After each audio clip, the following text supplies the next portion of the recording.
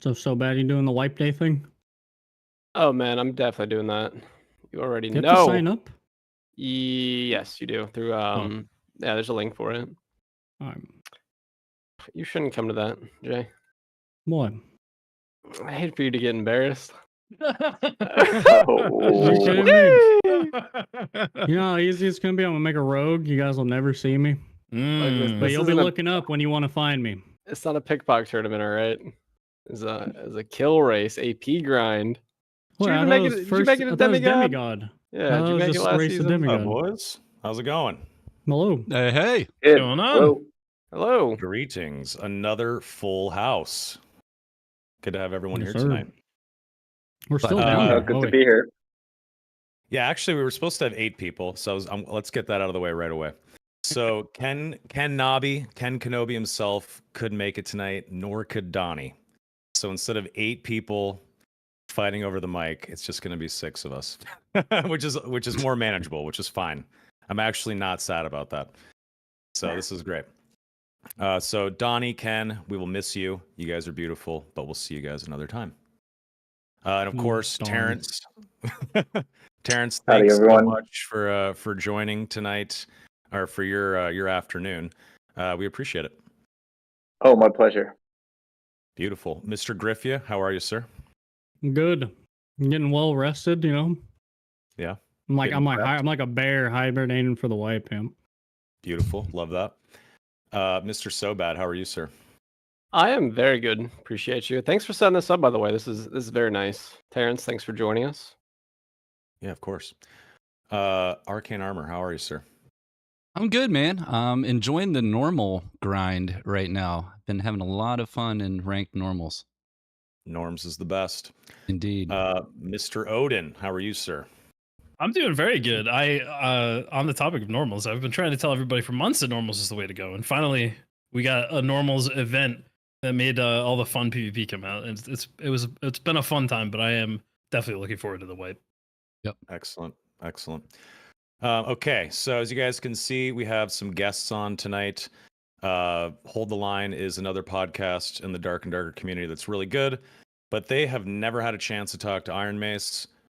Jay and I, along with Donnie, we had a chance to speak with SDF and Terrence, well, I don't know, like a month or 2 ago at this point. But I figured it'd be cool if more folks than just One Peg, myself, Jay, and Donnie had a chance to speak with Terrence and the IM team. So I wanted to put this together. I think it's going to be great. I am just going to be acting as a host and moderator. I'm taking a back seat this time around. I'm going to let everyone else talk and ask questions. And I know, trust me, I'm with you, Jay. I'm going to take a back seat, let these folks do their thing, and help keep things steered and on track if need be. But beyond that, let's go over some of the One Peg interview notes from last night. There was a fantastic stream. Terrence is on the he's making the rounds with the press junket, and he did speak with One Peg last night. They went over a few things. Squire Merchant, new items and gear, a new quest chapter system, new inventory and equip system, seasonal rewards. I can't wait for my cape. And then some map changes. Goblin caves are for solos. Ice caverns are for duos. Crypts are for trios, but a solo can queue into any map at their own risk. Pre-lobbies, no more pre-match lobbies, apparently. AP and loot changes.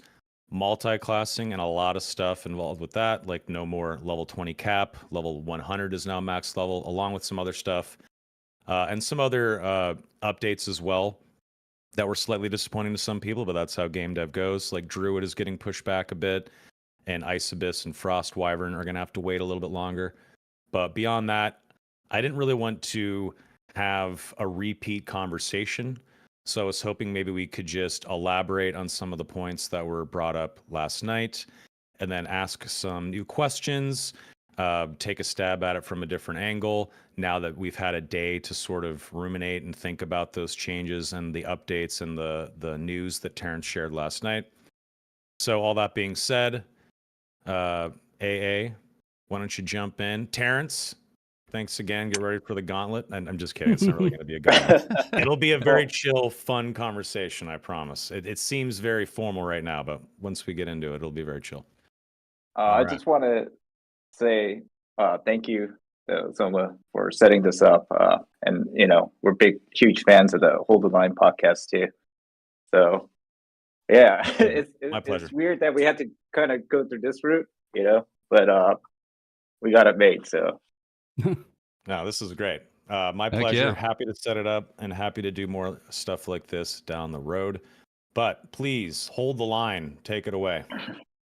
Yeah, I'll kick things off with a nice light topic. First and foremost, hi Terrence, long-time listener, Hello. first-time caller. Seriously, Soapy bribed me with a lifetime supply of HelloFresh to say I love you, Terror Bear. And oh my god, Wow.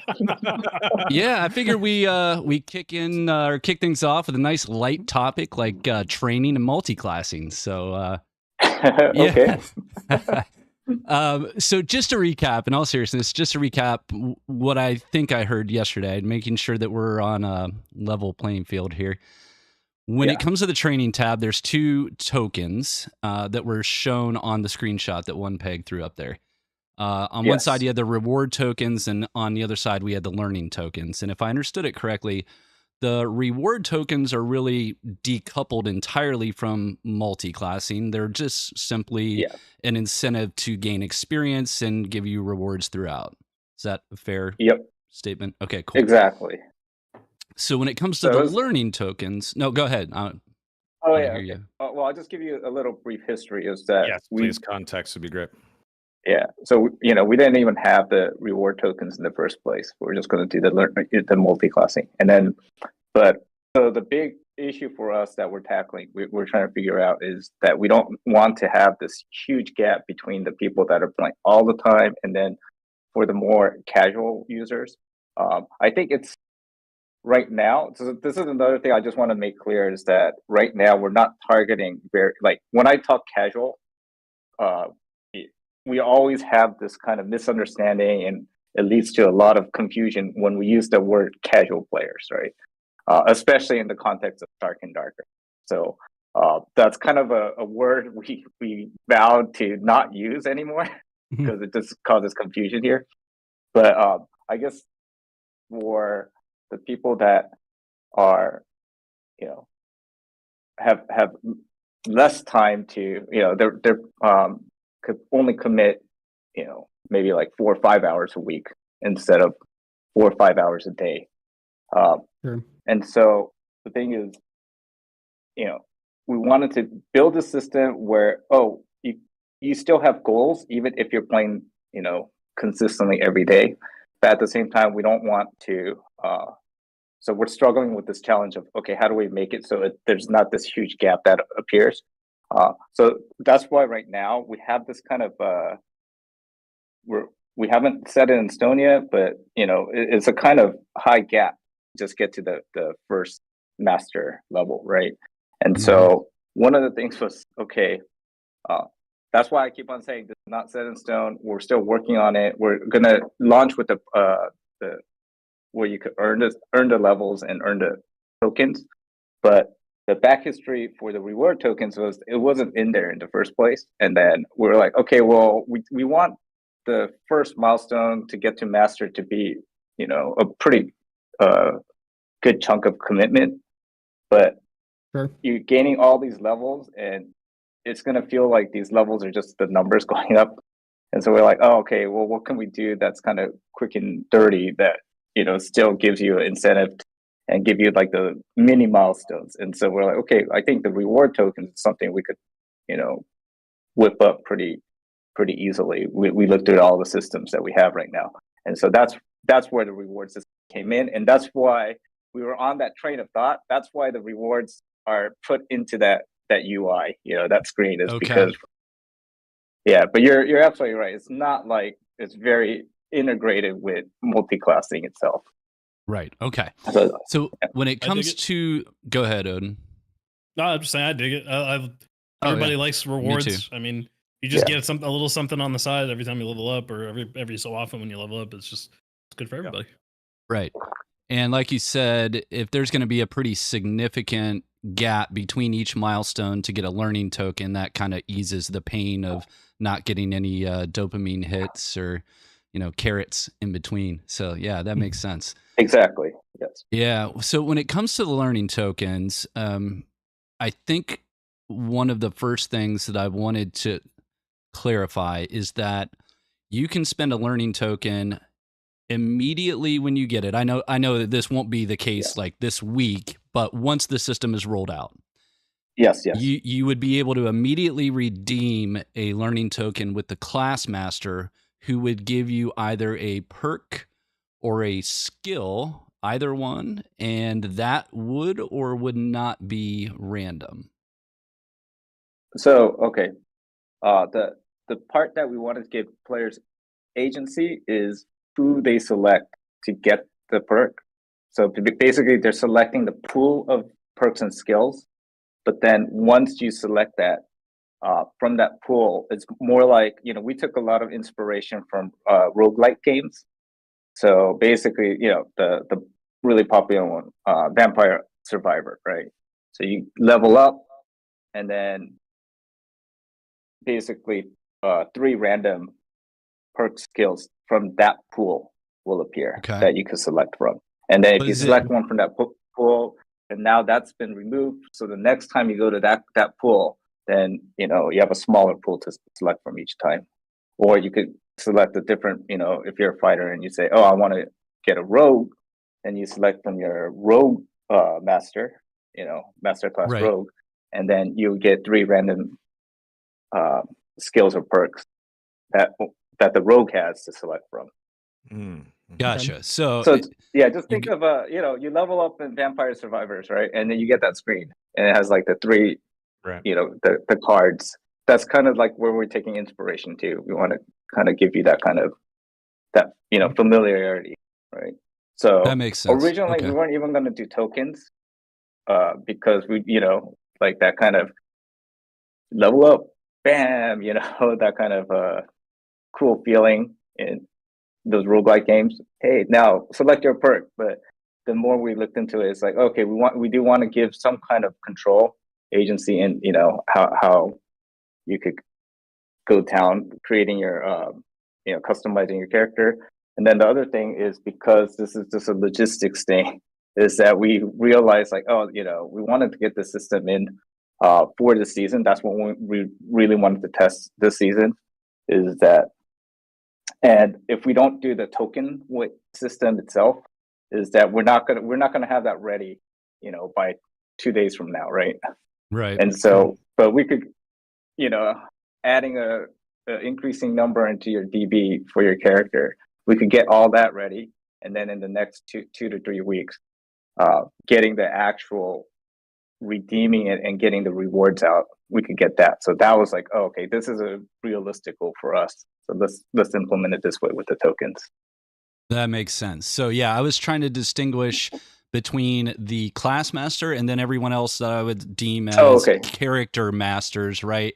And you cleared that up. So regardless of whether it's the default class master, who is going to have his own unique set of perks and skills, regardless of whether it's him or a character built class master on your account, it's going to be RNG either way. So you have the agency to select which master, but the skill that the master or the perk that the master gives you is always going to be RNG. That makes sense. Yes. It's always going to, right now we're looking at, you're going to pick from 3, until like, I guess if you exhaust the entire pool for one class, then you might come down to you have for sure what you're gonna get. If there's only 3 remaining perks, then okay, I'm gonna get something that I want for sure. But we're gonna the how does it work for spells? Curious. Okay, yeah. So spells is we're gonna have logic in there that if you don't have spell memory as a skill, spells won't come out in the random pool until you get spell memory as one of your skills. But so this is so it makes it so you have to consider who your starting base character is too when you're trying to learn, right? So if you have a fighter and you're going to learn from your master wizard, you're gonna there's a lot more RNG play, because you need, if you want to start casting spells, is that you have to hope for, in the early learning tokens that you learn what is this? Yeah. Spell memory. Right. But once that gets unlocked, now the entire other pool opens of all the spells. But Gotcha. so this is a lot of luck based too, right? Sometimes maybe you don't want the spells, right? Because you just want the perks, or you just want some of its other skills or whatever. I don't know why you would want that for the mage or the wizard per se, but maybe for like a cleric, right? You're making like a paladin, Sure. like a hybrid. Is that I don't want this? I don't want my pool to get diluted, right? So then you would purposely not select the spell memory. Got it. I want smite fighter with double jump, please. Yeah. Anyway, go ahead. No, so I only have a couple follow-ups, and then I'll pass it off to Odin and SBS. I know they've got a ton of questions, but when it comes to the perks, Terrence, I know you mentioned that you guys were doing a significant amount of rework and looking to equalize the number of perks across all the different classes. Have you guys settled on a number? I feel like for most of the classes, the number of perks ranges between 10 and 12. Rogue being an outlier with 16. Have you guys settled on a number, or is that still kind of in flux? Yeah, last night. So the perk skill balancing right now, it's so SDF and he has a couple other people that are helping him out with that right now. Is that they're doing most of the balancing, and last I heard is that he's trying to get at least the baseline, normalize it around 10 perks. Okay. For all the classes, yeah. So that kind of gives you a hint about like, okay, where Rogue is. I think it might be a reach for some of the other classes, because there are classes that don't have even close to that many perks right now. So they're trying to build up to around that number, but we probably won't hit it. So Sure. Do you have the same goal on skills that you do on perks, trying to equalize the number of skills? So it's we're doing several passes to get all that normalized, and they're trying to do that. Do both the perks and the skills. But again, it's like we're starting with the perks first. But skills are going to be, some of the skills. Again, this is an ongoing process. Sure. Which,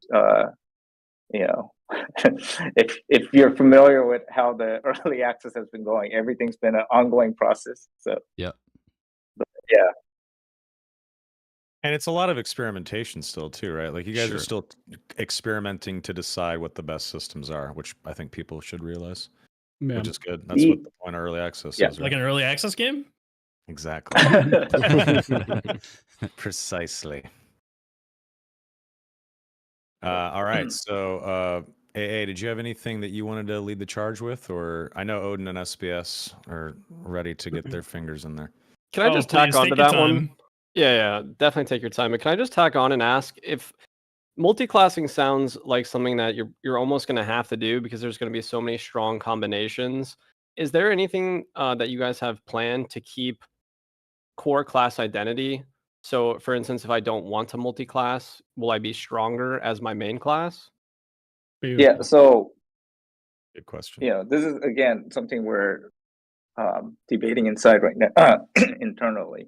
Is that we are thinking that hey, there might be penalties that each time you do use a learning token. So there's a little bit of offset, you have to consider, right?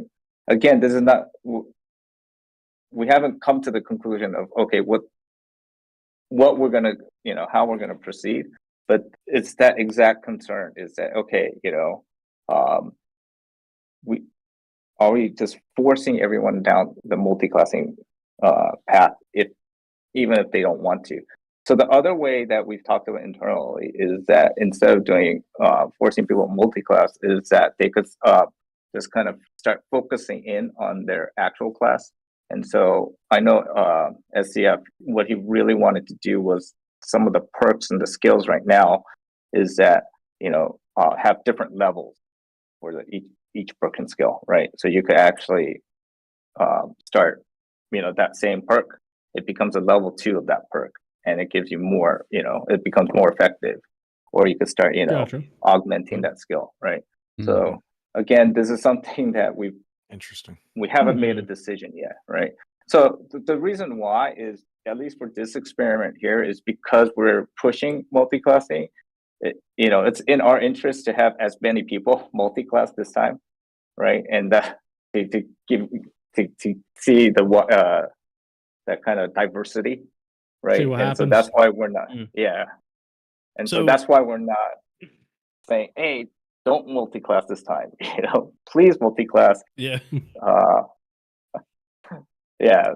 So that's why we're not trying to incentivize people not to multi-class. I think this season is going to be the season of multi-classing, and season of trying to break the character classes, right? Sure. Cool. Season of discovery, guys. Yeah. So I actually we weren't planning on doing any live question and answer with the chat, but I did actually get a very interesting question. It raises a topic that we thought about a little bit. You mentioned that there would be a sort of compounding or increasing cost every time you want to, or every time you level Yes. up. It's more and more expensive as you invest. So let's say somebody has really just terrible luck and they're just not happy with what they got after spending tons of time leveling up. Will there be some way that you can either spend gold or like a quest reward that will allow you maybe on a limited amount to reset that and get another chance at it? So again, this is something we talked about internally, and I think there's pros and cons to. So right now, so I'll give you the what we came to. Our conclusion right now is that most likely there's not going to be an easy way to do that.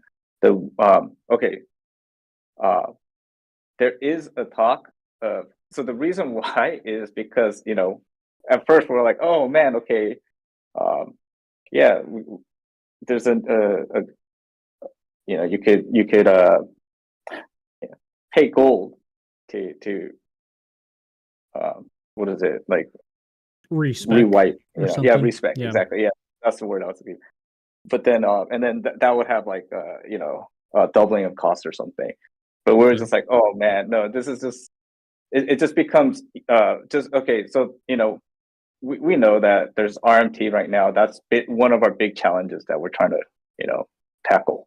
And so as long if we're not ignoring the reality that there's RMT, and you could use gold to do that respec, is that basically the game becomes like pay to win, right? It's the people that are buying the gold. That's why we're like, okay, that's probably out of the question right now.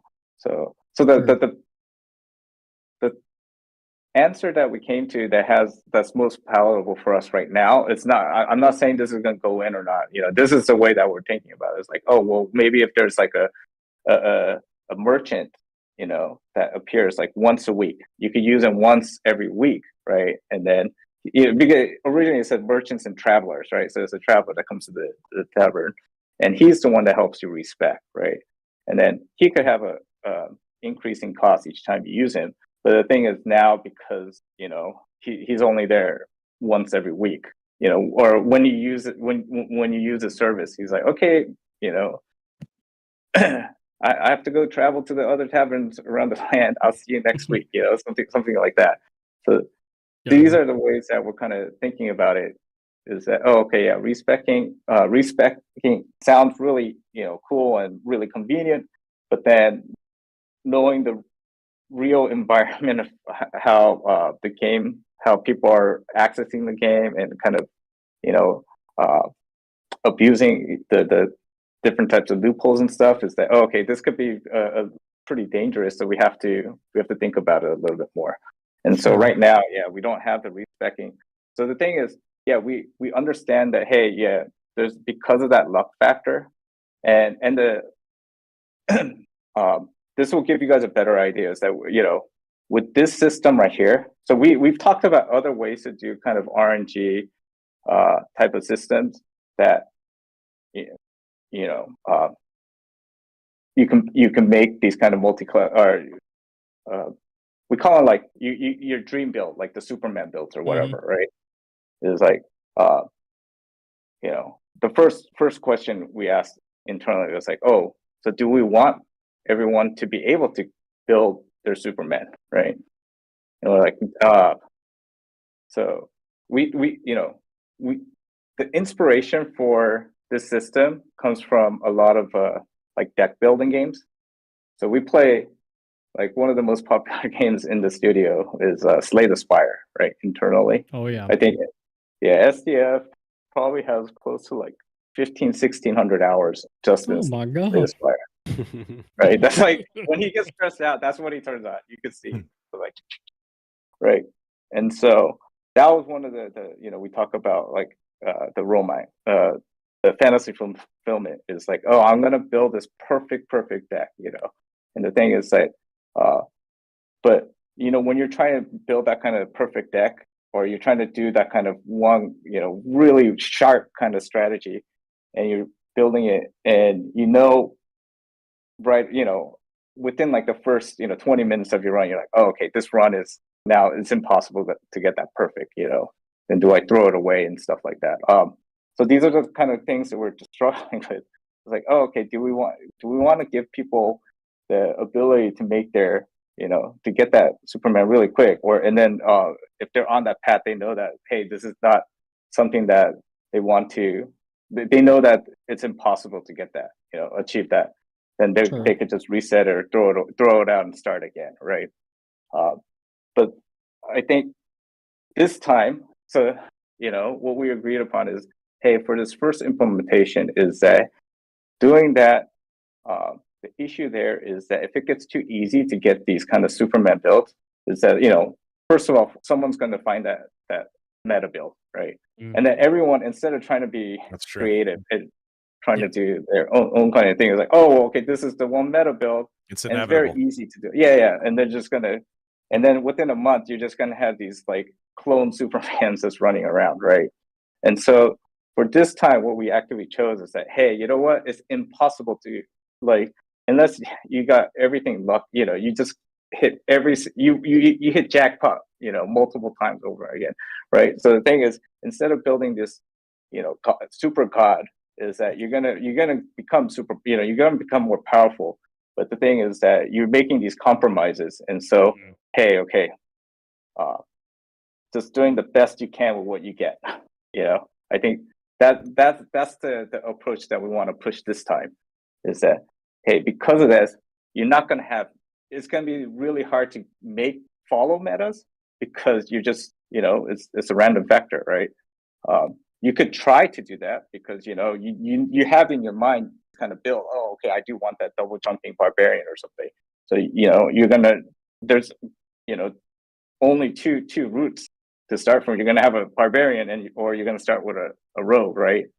And then, you're going to build up from there, but based on, two people using the exact same base down the line are still going to, unless they get all the same random factors aligned, they're going to come out with like two different end characters, right? And so for us, it's like, okay, because now we're looking at this more similar to each season, like we're kind of, if you didn't notice, we're kind of going into more progression, putting more chips into, hey, each season is like a progress-based kind of seasonal thing, right? So as the season progresses, the overall atmosphere, environment of the game also progresses and changes, right? And so because of this, like, a month and a half from now, is that our goal is that people, because of the way they build their characters, like we already kind of see it a little bit now, because people do show they're known for their specific classes and their specific skill expression with that class and stuff. But we also want to show that, hey, your character becomes your identity because of your build also, right? And you're going to have more unique builds down the line. Okay, hey, SDF also joined here, so he's gonna. Hey. All right. Hey. 이거를 어떻게 설정하고 같이 나오는 거 할까요? Okay. So I'm gonna keep on talking, and then we're gonna figure out how to get this the conference room thing set up. But Awesome. yeah, Since you mentioned though, I wanted to bring up the topic that you guys acknowledged during the Q&A with One Peg that this wipe felt a little too long, and you've sort of alluded to the fact that this is I mean, even just the 3 month, I think we were all starting to really feel the fatigue in the last couple of weeks. So, whether or not 3 months is the right amount of time, who knows? But talking about this like from a roguelike perspective, having a shorter wipe where it's very progression based and you're like almost excited about what perks am I going to get this time? How am I going to build my character this time? I actually think that's very exciting. I could be in the minority here. Oh well, I'm in the same minority. That's what got us excited. We're like, oh, okay, let's, internally we're like, oh, dude, we want this season to start because I want to start, building on my character, and then, so we want people to invest heavily into that character, right? And it's like, oh, it's an extension of your identity, right? And it's an extension of how you build it, even if like the dice don't roll the way you want it. But still, you're making those selections and choices, and hopefully, because those branches are varied enough that the way you built it, and then on top of that, we have like what we learned from the last season with the items, how you could we put in the primary stats, so you could kind of start building your character. I guess build is a little bit too strong of a word, but you could start making these kind of setups for your characters and stuff. And so we think that, these things will kind of synergize on top of each other. And so that's our whole thing is like, we come from a background of playing like the older MMORPGs. And then you would have these people on those servers that are known for like a specific kind of build or a specific, Right. And so that's kind of part of the fantasy that we want to be able to, we're trying to emulate, but on a, like you said, Odin, on a shorter time scale. I think the issues is when you have that kind of, the never wipe persistent, is that it gets to a point where it just becomes, impossible, unwieldy, right? Yep. We might have the same we might hit the same wall. We don't know, right? But the thing is, at least we have the one luxury we have is we do have the ability to wipe, right? And we have these scheduled wipes. So we're trying to find that, okay, where it feels really good for like that shorter, I think internally we're still talking about it's like, okay, yeah, this 3.5 months was way too long, but maybe the 3 months might be better, and then if you take into consideration like the 2 week, that preparation, maybe like a 9 week actual season plus the 2 weeks. That's again, so you'll probably see the countdown on the leaderboard change at least once during the season, right? And we're just being very open about it because we're trying this kind of whole genre of like this MMO light first person, like hardcore where you die and you could lose everything on a seasonal base is, there's a lot of stuff we could learn from other games and stuff, but at the same time, this whole combination, this is kind of there's not too many other similar. Yeah, it is, and so we have to kind of learn this path, just by trying it out, right? Well, it's funny you mentioned that because we definitely want to get into sort of the high level design philosophy discussion a little bit later on the chat here. But before we get a little too into that, I do think that Arcane had a few more questions that he wanted to get to regarding the Q&A from last night. But don't worry, we have plenty of questions asked on that end. That is what I wanted to talk about the most. So I'm excited for that as well. Yeah. So I mean, this is a huge disclaimer is that, people are out there. It's like, oh, you guys are like, these professional game developers. So, our background is we are professional game developers, but, we have a very mixed, diverse, the team itself is like, there's a lot of first-time developers here. In terms of running a live service, there's a lot of first-time developers doing that too, is that, hey, there are things that we have this pool of experience that we're drawing from, but at the same time, there's a lot of brand new territory we're going into, and that's why our thing is like, hey, we have assumptions and we have hypotheses of why we think it should work this way, but then we'll try it. I'm being very open. You've seen we flip flop, but the reason we flip flop is because we had this hypothesis we thought was going to work, and then we see the data or we see the response to feedback. We're like, oh my god, what the hell were we thinking? That's like what we say. It's like, oh, okay. And so, but that does make us go back to the drawing board, and it does help us become better decision makers. Hopefully, that's. I don't know. Right now the community is a little, At least they're willing to be flexible. Say it. They're grumpy. They're just grumpy because they're waiting for the wipe. It's fine. That's a good way. Yeah. But You're not working fast enough, Terrence. You got to they're speed it up. They're just hangry. They're hangry for Have content. you guys? That's what it is. Yeah. I'm just curious. And At Ironmace, have you thought of like not sleeping? Yeah. No, that's exactly the choice we selected. But so SDF, he just wanted to make clear. It's like, okay, he wrote me in. So he says multi-classing may not be available next season if it doesn't work as intended. Like we're truly, that's the way we're looking at it. We think we're trying to find the right balance because we thought this would be a intriguing idea for this kind of seasonal.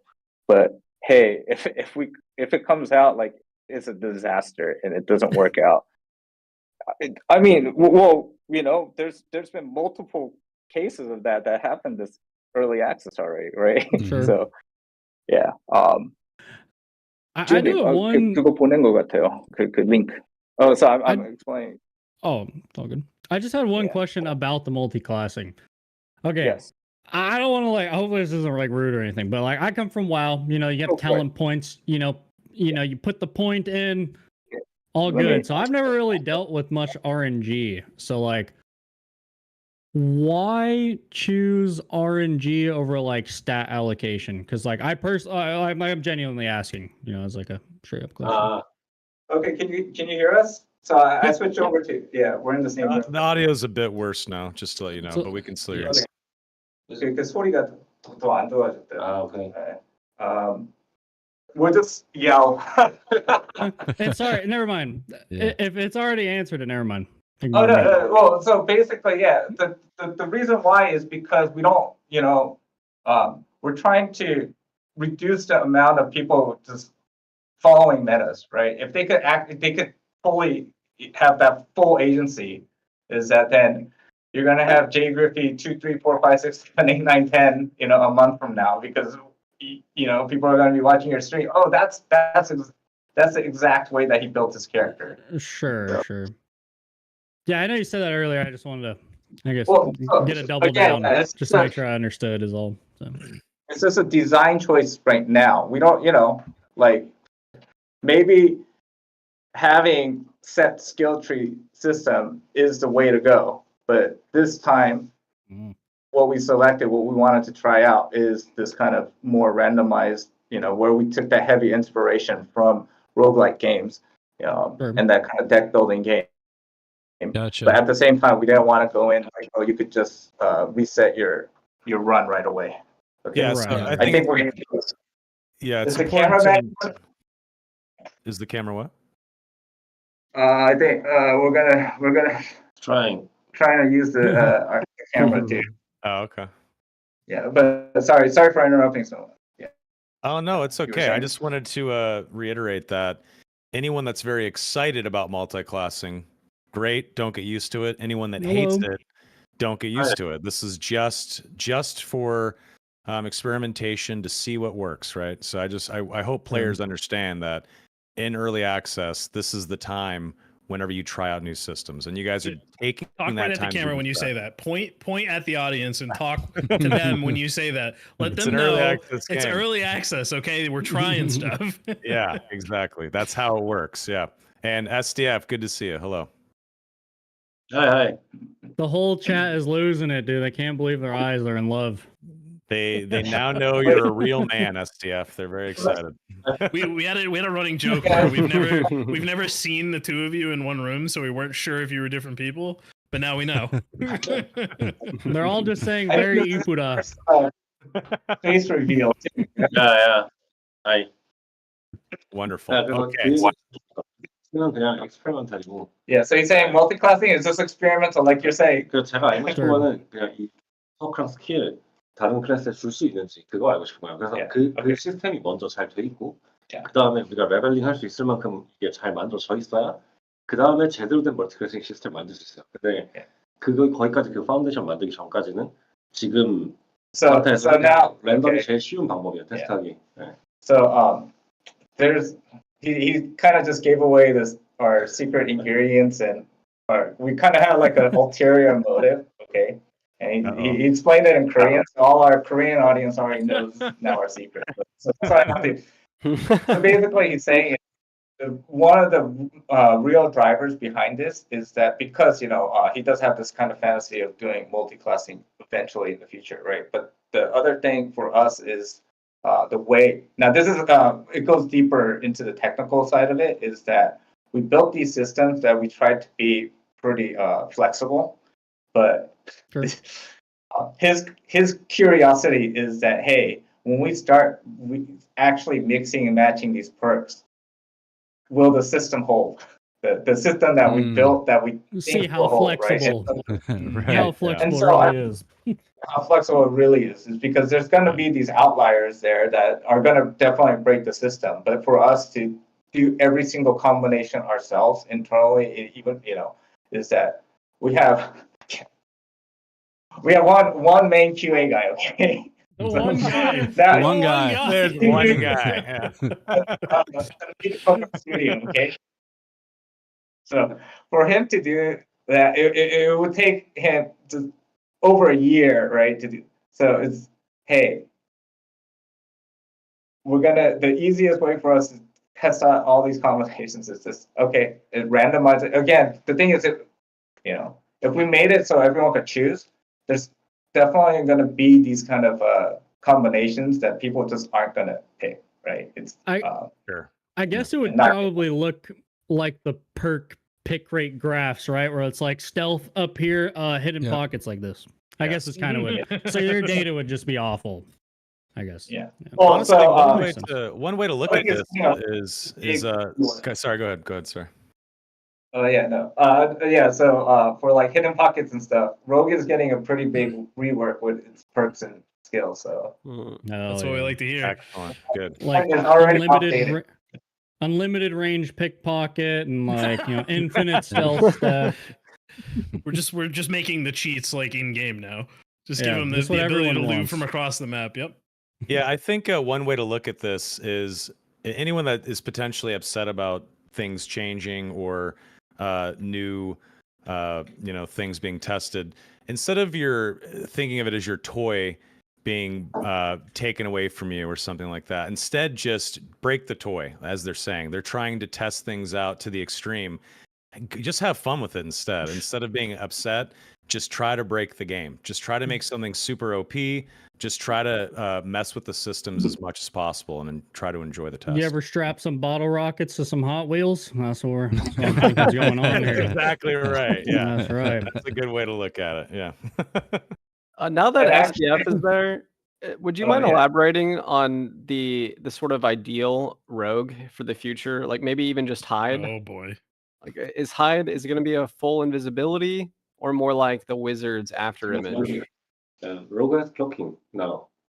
Yeah, so okay, that's the cat's out of the bag. There is that the hide is reworked, so it's not a full invisibility now. And I trying to make the Rogue's damage better, but So and the thing is, so there's a lot of balancing that's going on with the Rogue right now. But like the hide skill itself has been like you said, it's not an invisibility. It's interesting. Is it like while you're moving, you're kind of visible, but if you stop, you're like camouflaged? Okay, that's kind of good. 이동하면 그거가 네, 임팩트고 그리고 블로킹, 그냥 가만히 완전히 있으면 네. 숨어있죠. 네. So yeah, he confirmed that that's basically the exact mechanic. Nice. That is awesome. That's cool. I think a lot of people are going to be excited about that. I think Hyde has been, correct me if I'm wrong. Maybe I'm over assuming things here, but I think Hyde has been like sort of the center of a TTK arms race in the game, where it's like everything revolved around a single problem that just kind of spread out into everything else becoming, well, we have to match the rogue's ability to do this from stealth. 그러니까 오덴 물어보는 거는 이 하이드 때문에 우리가 이제 그 TTK에서 그런 것 때문에 그 TTK 우리가 이제 빼앗는 건 되게 You know what I call that? 저는 항상 똑같이 말하고 있잖아요. TTK는 Call that meta. Can well, spread around. There is okay. I don't like a long TTK. Yeah, there's this kind of internal civil war too, and so I think this will be a pretty, instead of talking about all the little features and stuff, is that you get the insight into how we the philosophy and the way that we kind of debate and talk. So there's this internal debate inside here is that about the right TTK, right? Is that and SDF, he's a big proponent of having the very short. He likes having those kind of shorter TTKs, and then there's people on the other end like me. He is like, oh, okay, wait a sec, and so we have very very lively debates about this kind of stuff, but again, the best way for us to answer this is, well, try it out, Mm-hmm. So I know you guys remember back in end of September, October last year, it was just like, let's do this, and let's do this, let's do this, let's do that. That was basically like a arm wrestling match between the two of us. It's like, let's go here, no, let's do this, and so yeah, it's internally too, is that we have different point of views and different experiences, right?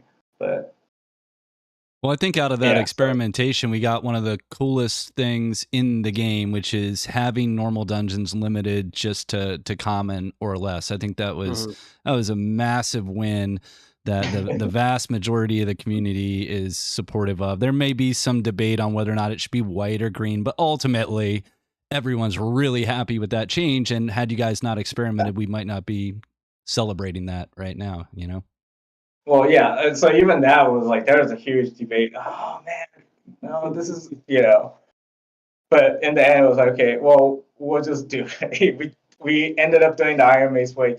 Okay, let's do it. And, afterwards, we just, hey guys, we have no shame anymore, right? Hey guys, we messed up, and now it's gone again.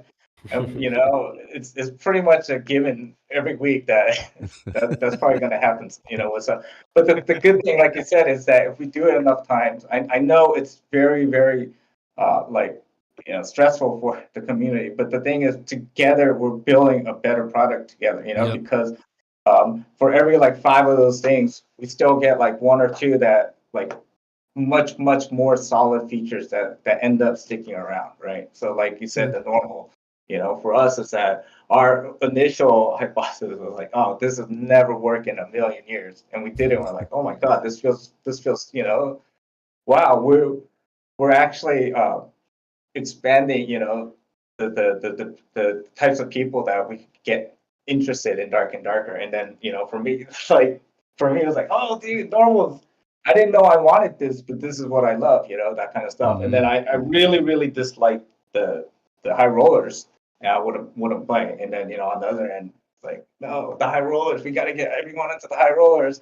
And the thing is, we last week we crossed paths, and it's like, oh man, I love high rollers. He's like, no, normals. This is the. Oh, that's awesome. Well, yeah. So the adventure rank was like, because I was very convinced a month ago, you gotta do the adventure. He's like, no. And then, well, I mean, this is just one. There's so many other stuff that he's trying. No. and we'll eventually see each other's point of view there, and the best way is just like keep on throwing things at the wall. We see it stick. So the thing that we have to get better at is that we've been throwing like buckets and everything at the wall, and then we do have things that are stuck to the wall that have a lot of potential. But the thing is, instead of like now polishing up these kind of things, is that we still keep on grabbing more buckets and doing this. And the issue here is that it's a lot of fun for us and the design team, but at the same time it's wreaking havoc for the programming team, the art team. They're like, oh, I just made this. What? Why did it get thrown out? And so that's where we have to be more cognizant of. Okay, we got to be a little bit more careful. Well, honestly speaking, we do. The two of us, we think, and the design team, we think we do put a lot of debate and time into what we throw on the wall. But the reality of it is when you see the rest of the team, they're like, wait, hold up, stop. Yeah, it's like, okay, yeah, we do kind of need to slow down. Hey, let's fix this up. So there's a lot of things like what we talk about is that there's a lot of things that are at version like 0.1, 0.2, but there's not a lot of things that are ready for version 1.0 yet, right? And so the thing is like, hey, there are some stuff that we feel are ready for that graduation to 1.0, and we just we wanted to throw up more half-baked ideas right now. So that's it. And it feels a little disingenuous of me saying this because we're throwing up another the multi-classing, which is this huge thing, right? But at the same time is, at least with this one, we really looked into, okay, what can we do with the systems that we have already in place? That's another reason that we didn't go with this you can pick it whatever you want, was that making that system actually is more difficult for us. Then we would actually have to design that's like a 6-week task for us. And what we realize is right now we're not very good at doing 6-week tasks. What we're really good at doing are like the 2-3 week tasks. And so like if we're doing just these systems that we already have and kind of just mesh it together. And like I said, our real ulterior motive was, hey, we want to see where does our perk skill mix and match system, where does it start to break down, right? Right. Once we know this, is then when we go to the actual true multi-classing system, it's like, okay, now we know the box, right? And so we can design better around that. So, I mean, yeah, I tell her we argue pretty much every single day. We have people like it's just normal now. It's like we'll have design meetings and then it'll start out really, and then sometimes like one little match spark, and then the two of us are here, and then everyone's like, okay, 15 minutes. We're like, oh, sorry about that. Okay. Hey, that's a good thing. You don't want to surround yourself with a bunch of yes men. Then you'll end up in a much worse spot. So hey, that is a very good thing. True. Yes, man here. So. Since you mentioned arguments and polarizing decisions, I have a question for you that's rather polarizing, even amongst the members of these two podcasts. And that is, since you're implementing a lot of things, you're experimenting with different things, do you feel like the state that the combat in, like how complex it is, the fact that you have two skills, do you feel like this is the end game of Dark and Darker, or is this just sort of the foundation you plan to expand on it a little bit more? A good example is the longsword. It's a weapon with a lot of skill expression because it has the parry. Is there a plan to maybe make the combat more complex? Are you happy with where it's at? Okay. So I'm going to graciously bow out of this particular because that's not my wheelhouse. So, okay. 제가 조금 설명하면 이제 저는 스태미너 시스템 이런 거 되게 싫어하잖아요. Yeah. So first of all, like the overly complex, kind of not art, but like a stamina system. Those are things that he is vehemently against, and so we made that kind of alignment from the very beginning. We're not going to do any type of stamina system. 그래서 우리가 몰드아웃나 슈로이나 뭐 포아나 같은 그런 게임처럼 가지는 않을 거예요. 그러니까 철권 만들고 싶은 생각은 없는 거예요. 게임에서. So this is again internally. This is something that we've aligned very, this is one point where like the two of us see exactly eye to eye, right? Is that we took a lot of inspiration from like Mordhau Chivalry, right? For Honor, but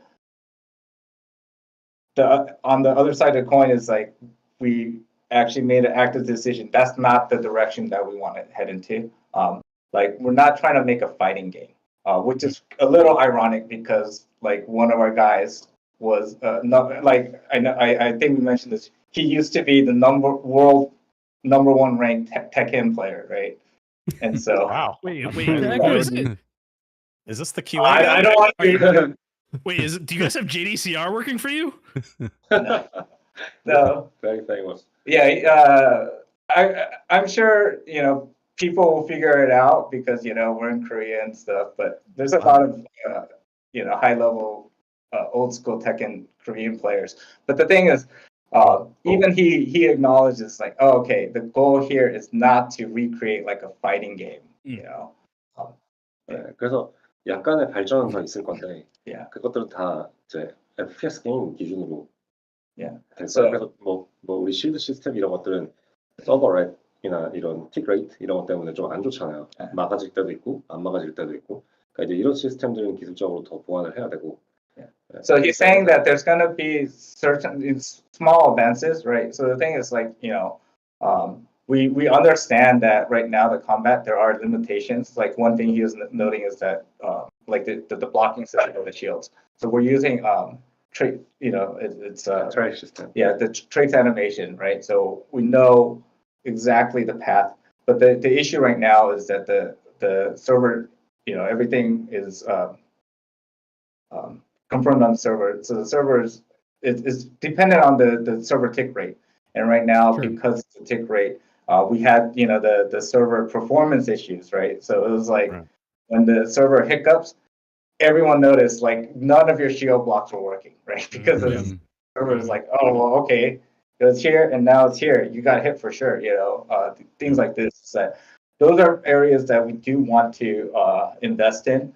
But in terms of like making like a core, like going, making again, the easy way is like making it more similar to like a fighting game is not the direction that we're looking at. But at the same time, it's like, we do want to add a little bit more complexity to the combat. But the way is positioning and like he says, we're taking a lot more inspiration from actual first-person shooters and first-person, that are rooted in first-person games. So, like even Mordhau, you could play it in third person, and for us, that fact alone makes it okay. There's limitations of what we could learn from Mordhau in a fighting game. Yeah, I think the general consensus from the community whenever that discussion point has come up is don't go full Mordhau because it's just too much for a lot of players. They lose interest in it. But I am curious about things like maybe having 3 skills instead of 2. Is that something you guys have thought about? So he's thinking about it right now. He's like, oh, I like that. Yeah. Or So Bad mentions this all the time, but maybe an ability that's just for PvE, like a shove or like a boost for damage against PvE, something to get mobs off of you if you get stuck in a corner. Just more. Ken says this all the time. He couldn't be with us tonight, but he says all the time, more buttons is more gooder. And I'm sort of with him on that. I like pressing more buttons. I'm a big WoW Arena fan from back in the day, so I love that kind of stuff. But I don't like Ultimate. Yeah, 그러니까 Ultimate 말고 근데 더 할 수 있는. 근데 그것도 많으면 좋지만.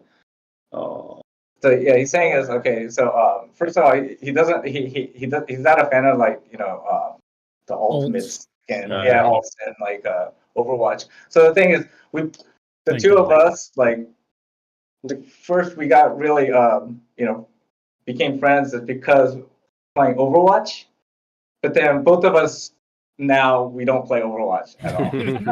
Who still plays Overwatch? Yeah, same with all of us. No one's Well, you playing. don't like dancing for 2 Well, minutes he until likes all it. 5 ults come back up, Yeah. and you can play the game.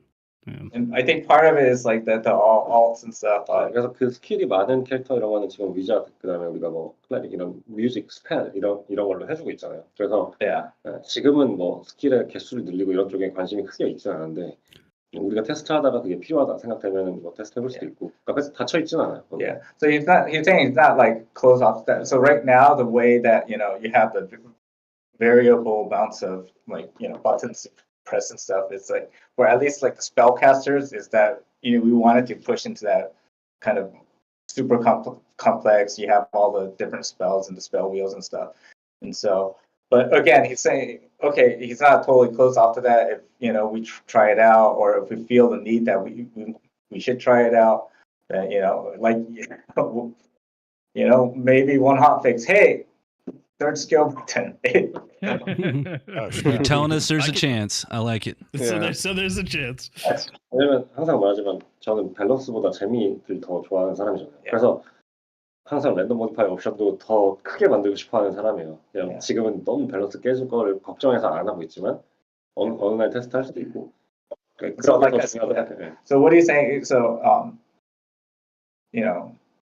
this is it's already out. The cat's out of the bag again. I think I'm going to say that a lot this time with this podcast because, but what he's saying is, and you're getting a lot of deep look into the internal now. Is that his personality when making a game is that he's actually not that concerned about balance. Like he's just like, hey, I just want it to feel fun.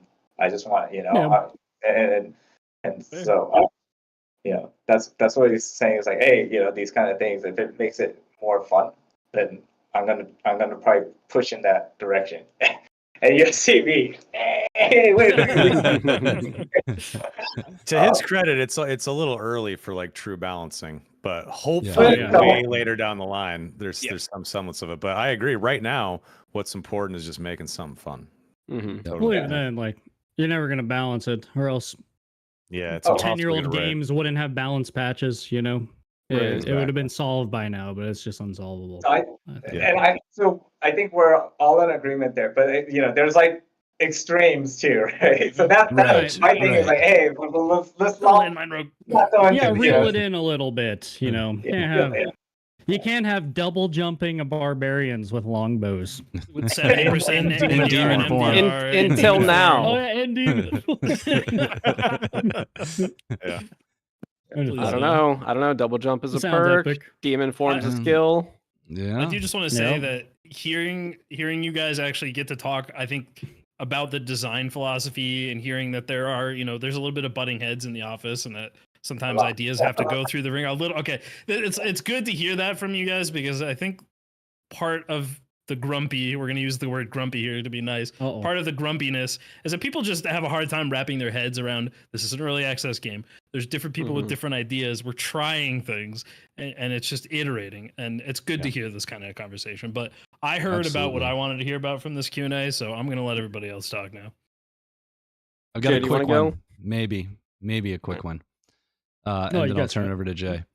So you mentioned that the map selection is going to go back to the way that it previously was: solos on Goblin, duos on Ice Caves, and then the Crypts and Inferno being trios. One of the questions that came up in countless threads was around questing and how that's going to impact things. So will the new quests accommodate those people that are only going to be playing solos, for example? So can you complete all quest lines just in the Goblin Caves, or are there going to be caveats that allow them to jump into other maps? And 뭐 다른 그래서 이 퀘스트가 뭐 트리 이제 뭐 거분 케이브만 해야 되는 퀘스트 있었거든요. So I mean the quick answer is no. It's not going to accommodate any of that. Okay. 수 있는 게 아니라 이것도 하고 저것도 하고 다 같이 해야 돼요. So right now the again it's we're not accommodating any of that right now. We're just trying to make sure, hey, okay, does the quest system work where if you just have to go to Goblin Caves? Right now, what we're worried, what we're trying to test with the quest system is that we're putting in, we're going to start using new objectives, and the big thing is like doing the weekly gating system, right, for the new quests and stuff. When you're talking about, that's way way down the line. You know, it hasn't even entered this sphere, right? So unfortunately, that's not. It's like, and so what SCF was saying is like, and his philosophy right now is like, hey, I don't, you know, it's like, you shouldn't be able to just complete all the quests just by only doing one type. You know, it's like, hey, experiment, and dip your feet into that's what you're supposed to do. That's, you know. Which is a very nice thing coming from like learn and change, right? Oh, sorry for cutting you off. I was just gonna say, like, coming from Tarkov, it's nice to be like forced to do everything, play all the maps, and like do random crazy stuff, use random items and different builds. So I think it's nice. Yeah, people may complain, but it's ultimately probably much better for them. Yep. My question leads actually directly into that. So one of the major things I was talking about with my community yesterday after the Q&A was that you mentioned in the past this idea of random matchmaking where, for instance, especially now, if you're a solo and you want to go do Crypts quests, you could just do random matchmaking like a battle royale where you just get queued with other people randomly matchmaking. Is that feature still going to be coming this wipe, or is that somewhere down the pipeline? So it's not okay. Oh yeah. So I did want to clear up something. Couple stuff is what's actually coming out. You know, a couple days from now is that.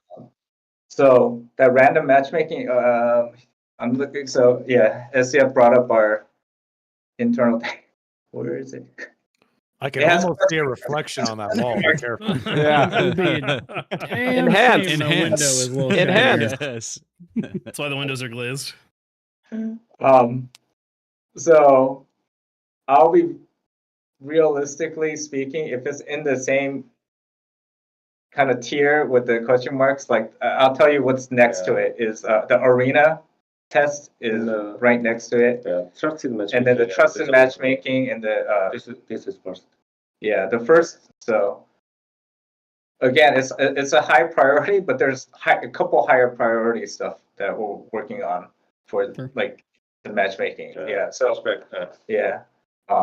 realistically, it looks like, again, to accommodate, you know, the solo players to do. But you know, we haven't been shy about like, oh, okay, it's been an overwhelming challenge trying to get even a semblance of balance for the solo mode, right? And so that's why it's like, okay, we want that's where the thinking behind random matchmaking came about. If you saw some of our videos from like a year ago or whatever, and if we say never ever will we ever do random matchmaking, right? We also said that about the marketplace. We also said that about solo, right? And because we keep on breaking, you know, what we say is that these are kind of like now the dominoes, right? But so we do think that random matchmaking is very, very important. But on that that kind of same platter with matchmaking in general is that there's a couple other things that we have to do to prep for that. Like you said, we're working on, like, you know, trusted matchmaking.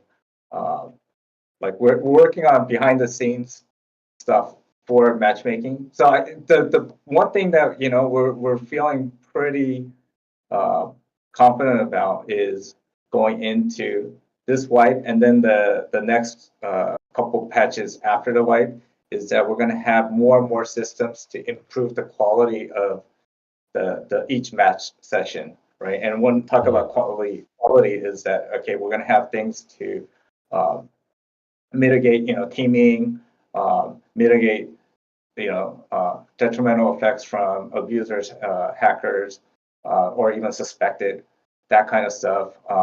The other thing is we're working on this thing.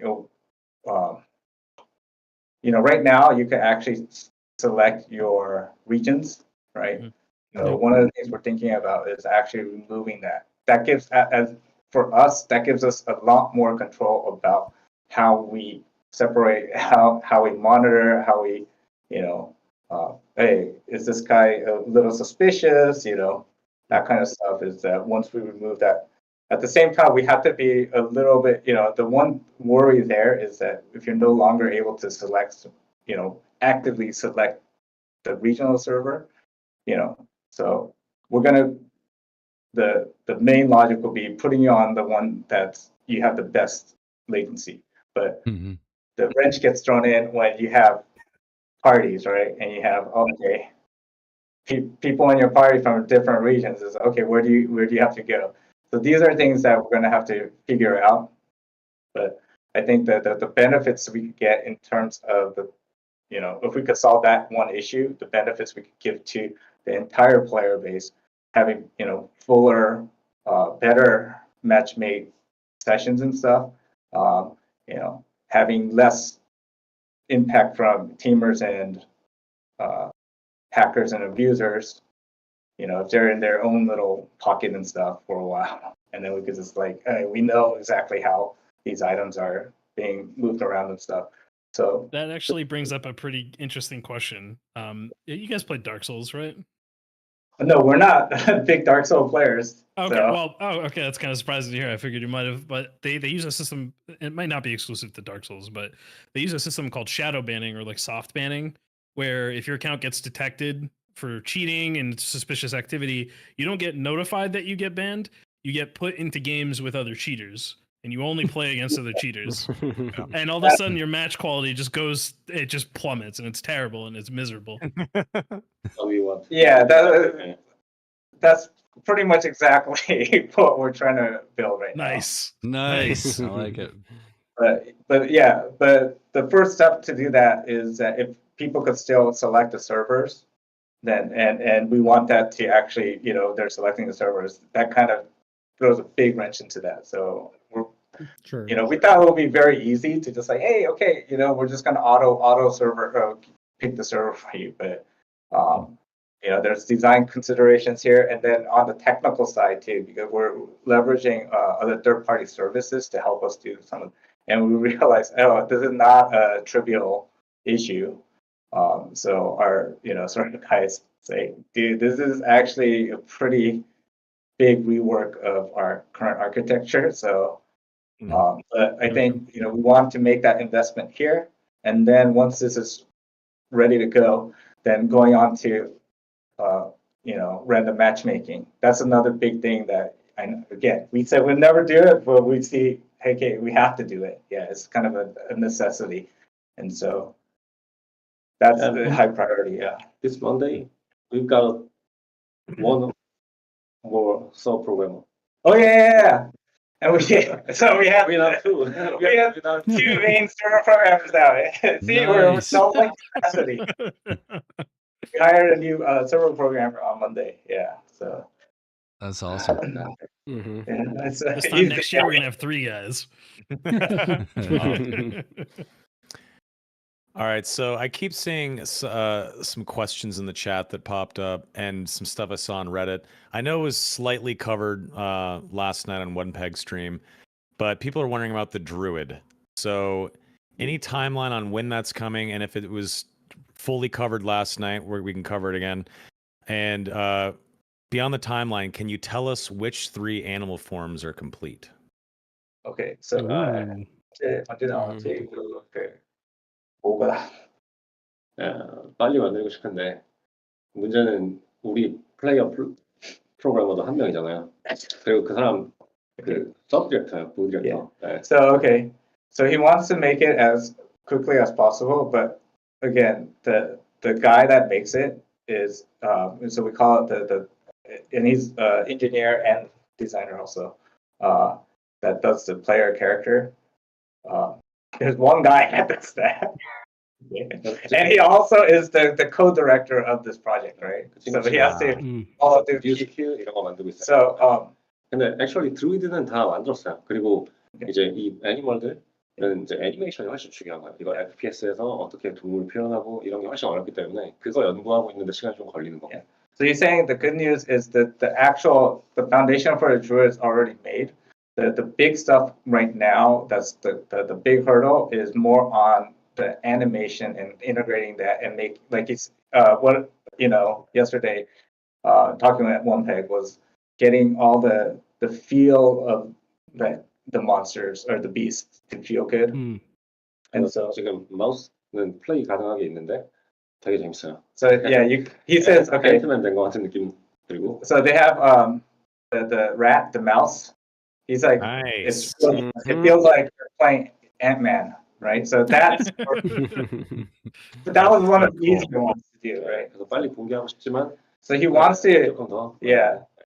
So I think I'm gonna step in and just say like, hey, we're not gonna talk about dates anymore because our track record. I think previously when we weren't actually servicing the live game, and then we had to play test, so it's kind of like radio silence for a while. We're pretty good at hitting those kind of milestones. But now, once we actually went live and trying to run the game and then develop and then promise, we're over promising, and that's basically the stuff that we really dislike. And so maybe it's a better idea for us to just like keep our mouths shut about Probably things. yes. Yeah. As so even like I'm kind of community, regretting like, oh man, talking about the random matchmaking is like just forget we even talked about that today. All right, fair enough. Druid this year, 2024. Yeah, it's best to not give up dates or deadlines and just to go with the flow. That's what I've noticed over the years. Smart way to do it. So bad. Sorry, you had more questions, right? Yeah, I'd love to ask a couple more. Jay, just feel free to step in. I'm throwing in whenever, All right. I had a big question about Goblin Caves. You said that we're going back to the old 3x3 structure. That only had the one boss. Is there any chance that we can get the 5x5 with Cyclops plus Troll sort of thrown in when you queue for Goblin Caves? Almost like when you queue to Howling Crypt, you sometimes get Colosseum. Is it possible the 5x5 could become part of the rotation? Would you have to increase the player amount if you were going to get the bigger map? Like say you get the 3x3 and you only get 7, but sometimes you get the 5x5 and it's like 10 or 12? So we can't easily dynamically increase the player count. Like when we've done that in the past is literally the two of us walking over to our server guy. Hey, can we add more people into this matchmaking pool? It's like, okay. He would never be able to sleep. So for us, we have to really consider it's like building out that system.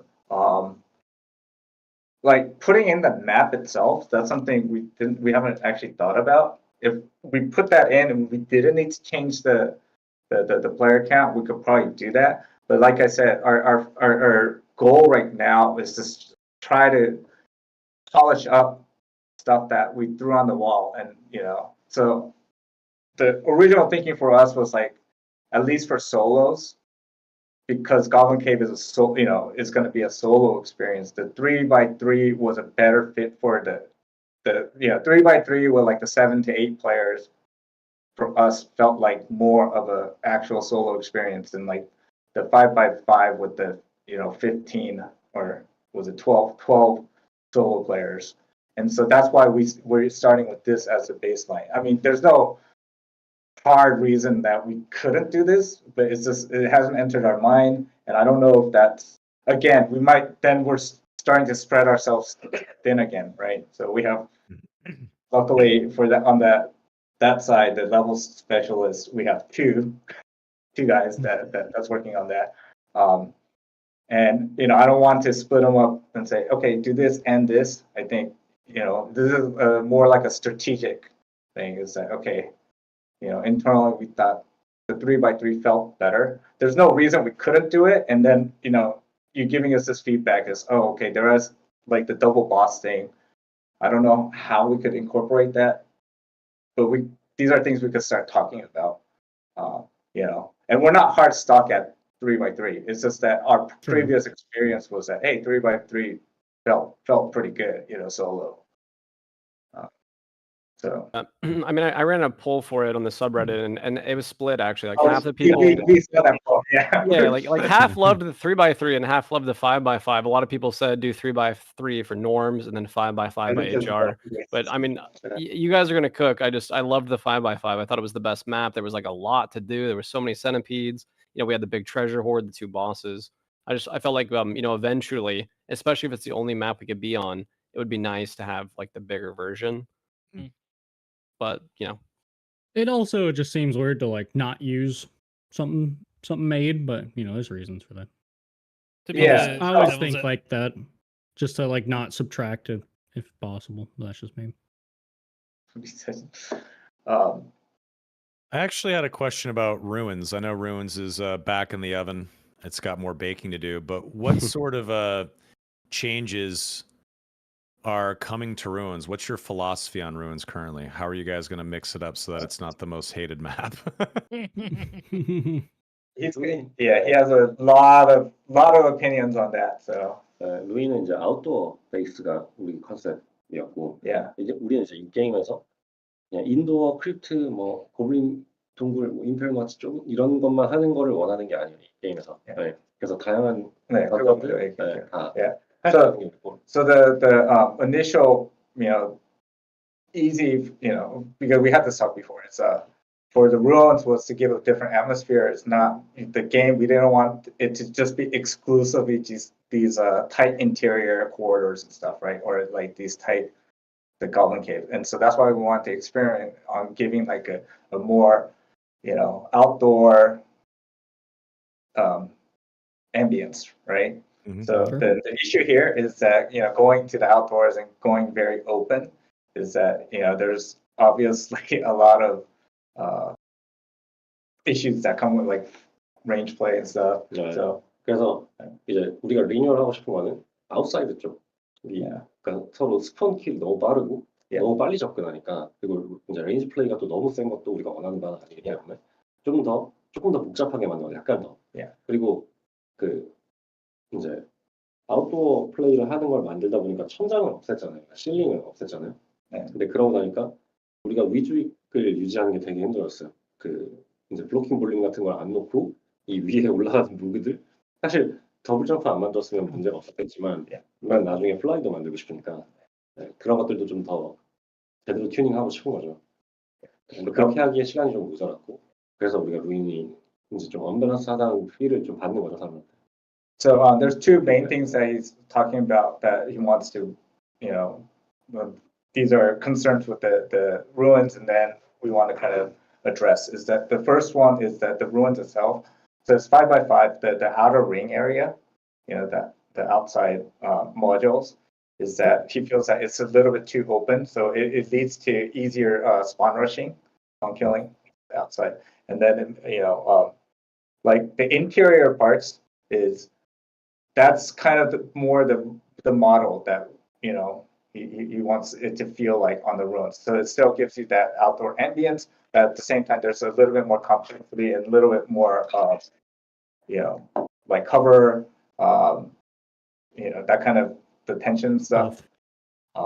So adds that kind of feel to the outer modules, right? So there's more obstacles basically. And then the other thing was that one of the things we learned was to kind of accentuate that kind of outdoor atmosphere is that we moved a lot of the ceilings and the roofs, right? But the issue that caused was, especially because, and then we also added double jump, that to make it so that double jump is not overpowered, or is that we had to put in like a lot of these invisible blocking colliders and stuff. And for us, that's really, really hate doing that kind of stuff, right? We wanted our game to be as much like WYSIWYG, where what you see, what you get. So it's like, I see that, I should be able to, and where you have these invisible blockers, is that kind of goes against a lot of the spirit of what we originally wanted to do. And that has to do with because we removed these walls. And then it also has to do with the fact that there is double jump. But even if we seriously consider removing double, we have this conversation every week, every month, basically. It's like, we have to remove double jump. And I'm like, no, we can't. So but it's a monthly occurrence. But the thing is, even if we did remove double jump, he wants to add you could fly eventually with like the wizard, right? It's like now you open a whole another can of worms there. So it's so things like this is like, I think there's gonna be more vertical limitations too, like actual, the way it's built and stuff. So these are things that he wanted to work on, but we just have no time, right? As two guys. And then we've also given them another, hey, now it's time to revamp, rework the Goblin Cave, rework, the focus matchmaking pools. So if you want to do all this, and we can't even give you time to do rework the ruins in time, this is just it's in the oven now, right now. Yeah. Of course, yeah. And Ice Caverns. I absolutely love the Ice Caverns. It's my favorite map. I like it solo quite a bit. How do you guys feel about Ice Caverns right now? Are you guys, I mean, obviously it was not feature complete, not even close. You guys said it was very bare bones when it came out. How did you feel about player reception? How do you guys feel about how it operated and how everything played out? Are you guys pleased with it? 아이스 캐빈 어떻게 된 건가요? 재밌죠. 네, 잘 만들었어요. 잘 만들었고 되게 사실 우리 걱정 되게 많이 했죠. 처음에 이것도 비하인드 스토리가 있잖아요. 그래서 그런 얘기들도 해준. So simply said, he thinks it's fun and it met our expectations, or it went beyond our expectations. But then there's a backstory here is that originally, so this is a time, we were the two of us for like the last 3 months, just external stuff there's so much other stuff that we had to focus on. And so this was like the first time we're like, okay, design team, you're on your own and you do the ice caverns. And so there was a lot of concern originally. Oh my God, and then the first iteration came out and we're like, oh, okay, we're very, very concerned now. Yeah. Like, but the thing is like the end result was it went beyond our expectation. It was like, oh, okay, and I think the feedback from the community also was that it's, I think it met expectations there too. So for us, it was like, oh, it gave us a renewed confidence on our team. Okay, you guys, hey, even when we're not like trying to micromanage everything, it was like, okay, we have like kind of steady, steadfast, team that we could rely on. So that's cool. That's something we learned here. So I think, I simply said is like our impression with the ice cavern is it was a good success. It was a big success for us. The issue here is that it's a double-edged sword because it was successful, right? When we came to our conclusion, it was like, man, but we're throwing too many, half-baked features, and we want to start actually focusing on the real, polishing up the stuff so it's actually well made, right? It's the ice caverns is in this like weird zone where it's like, oh man, it's too good that we if we remove it now, it's like it's gonna be a revolt. Yeah. And even, we realized that it's like, okay, like if it didn't do well, it would have been easy for us. Okay, yeah, look, remove it and we're gonna polish it up and then you guys can have it. But it's in the zone where it's just like it did way better than expected. It's like, oh, okay.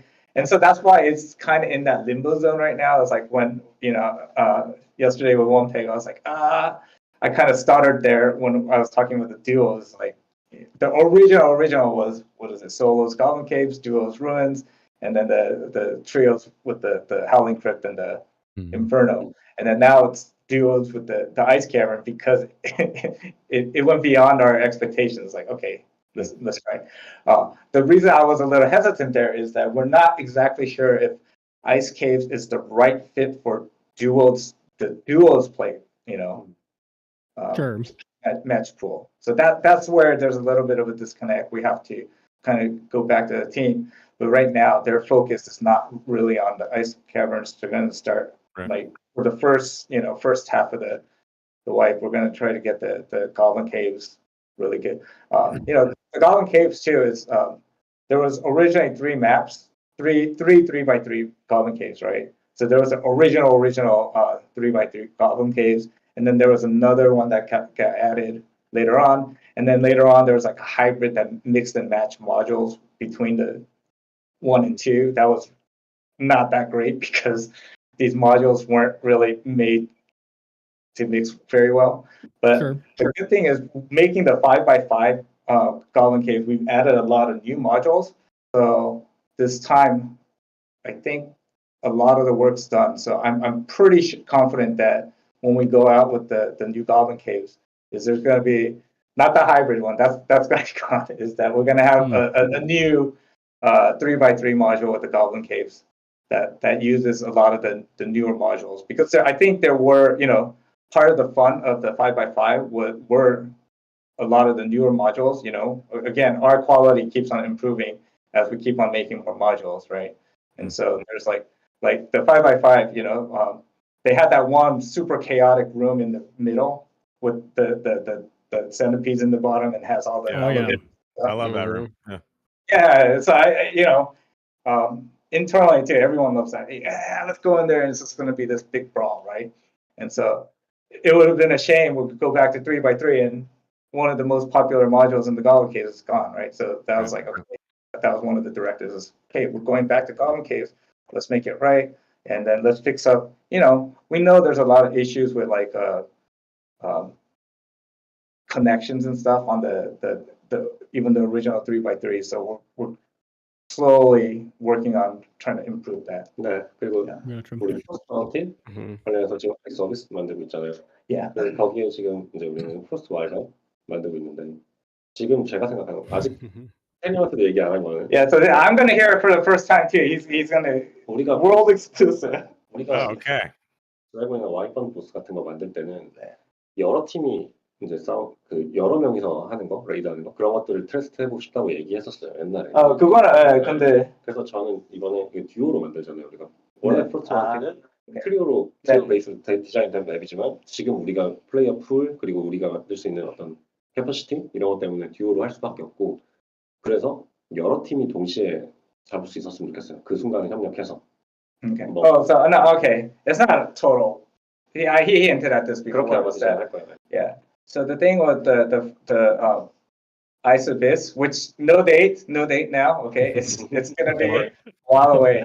But what the creative push, the direction that we're gonna give the design team is that because now that at this point in time the Ice Caverns is a duals map, right?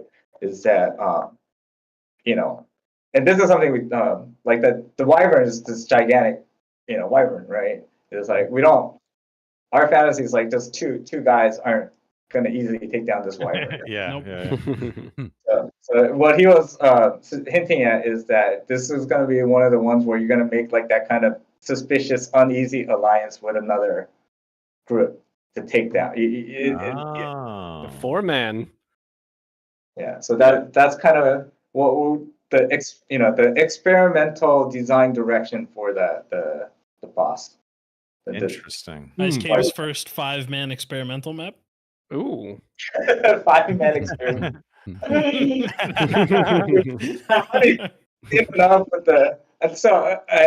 this is another funny story is like why that one day there was an announcement we're gonna get rid of the duos, right?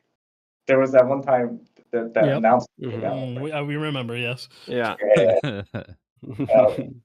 And we had a very long phone call about that. It's like, but I always wanted to get rid of solo and duos. Yeah, so his thing is he's yes. Yeah. Again, so we already do feel kind of spread thin as it is with supporting solos and duos. That wasn't the original intention, but at the same time, it's like now that we have experimented with that. But again, there's huge challenges, especially with solos, with balancing Duos is a little bit. It's not so much. I don't think balance challenges. I think balance actually. You see a lot more diversity on duos. You see a lot of different combinations and stuff. So that's something that we think. But at the same time, it's because we just have less time playing duos. Is that we're just less familiarity with it, so we don't know exactly what's the right direction to go, and so that's why we're always like, the easy decision for us is because we have limited research. Let's just cut that out and focus on trios. That's the easy answer for us. But at the same time, we know that's not an actual answer for us, because. 그리고 지금은 이제 플레이어들의 행복을 위해서 for players happy. 그것 때문에 우리 솔로 듀오 선택해서 하고 있지만, 그러니까 특히 솔로는 듀오는 뭐 그렇다 치고 솔로는 그러니까 원래 이 게임, 그러니까 이 클래스 베이스드 게임에서 솔로에서 밸런스 맞추는 건 불가능한 거예요. 그래서 그런 게임을 원래 만들고 싶어 하지 않아요. 우리는. 그리고 이 멀티 클래싱이 사실 미래에 지금 디자인하고 있는 멀티 클래싱은 좀 러프한 버전이고 좀 테스트 익스퍼리먼탈 버전이지만, 미래에 우리가 뭐 갖게 될 어떤 멀티 클래스는 이 클래스 간의 어떤 갭을 너무 크게 만들지 않기 위한 용도로 쓰일 거예요. 그게 이제 원하는 거예요. 뭐 그러니까 좀 힐러는 힐만 해야 되고 탱커는 탱킹만 이런 걸 원하지 않는 거예요. Okay, so this is kind of complex because it'll tie into some other questions that were previously asked. But basically, SAF, what he's talking about is like, like solo and duos. Again, it was never our intention, right? Because there's these design challenges that are extremely difficult for us.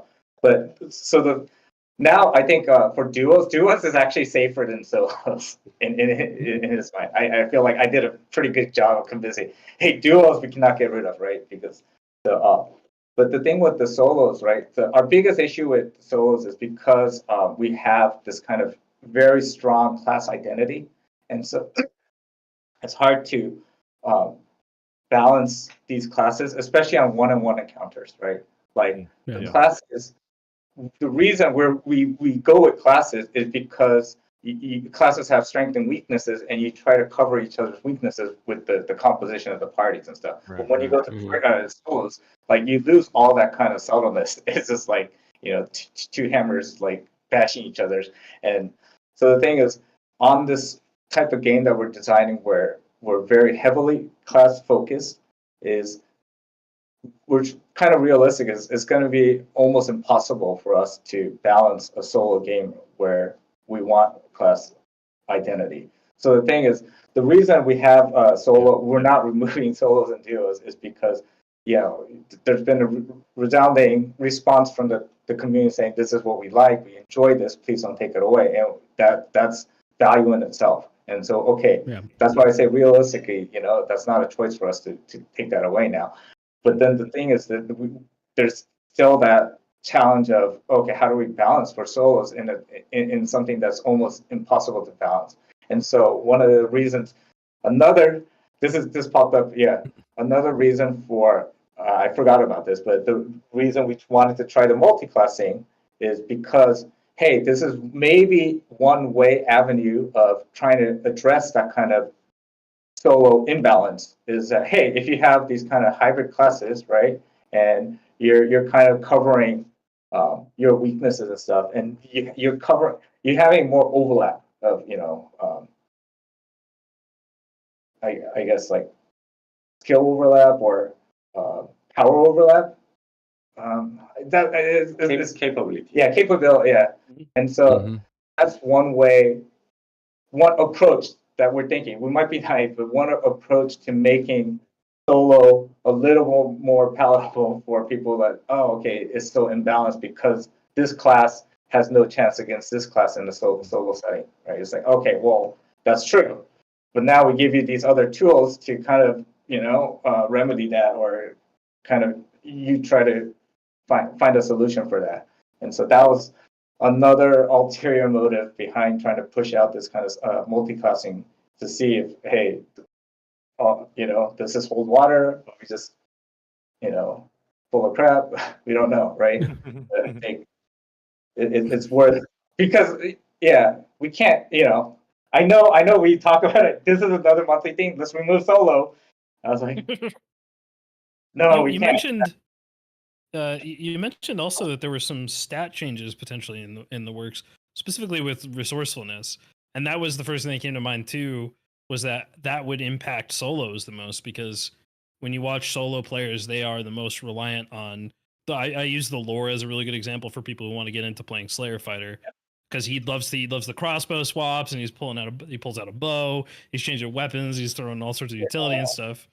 That kind of stuff is a way for them to cover it, but like, but it's very cumbersome to play, and I think a lot of people don't want to play like that. So I think some of these like multi-classing changes are a good way to address that. Well, so I think so I feel bad for Delore because this is again something we talked about, is that it's gonna become more cumbersome, right? And it's kind of it's like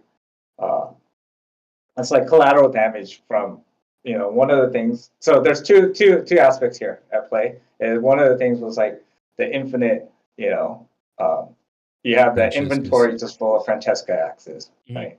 So it's like, oh, okay. I mentioned this yesterday with one peg, is that we're waiting for the full revamp, the refactoring of the inventory system before we could do any kind of drastic stuff. So what can we do immediately that could kind of make that kind of play a little bit less prevalent? Is that okay? Well, we could easily just put into we call it wearing time. So when you put something from the inventory into any of your slots, right? So that we could do, and on the programming side, without really touching the inventory system, we were able to do that.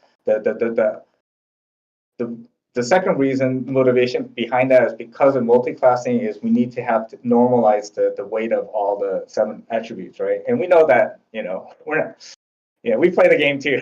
We know that resourcefulness is not that great. The original plan for resourcefulness was to give you more options, right? More options, and especially with like the bags, like quiver system, like a utility. There's like weapon slots and stuff too, right? Yeah. At some point. Originally, we're gonna. So this goes way back. If you see our original game design document, is like that you can switch between 1 and 2, right? This was actually going to be gated behind a minimum resourcefulness, and all those utility slots, they were going to open up. But the other thing we've learned running this live service games is so this is why we have to be a little careful about running these experiments, is that this is also from the training, is once we give like the full-fledged system and then we try to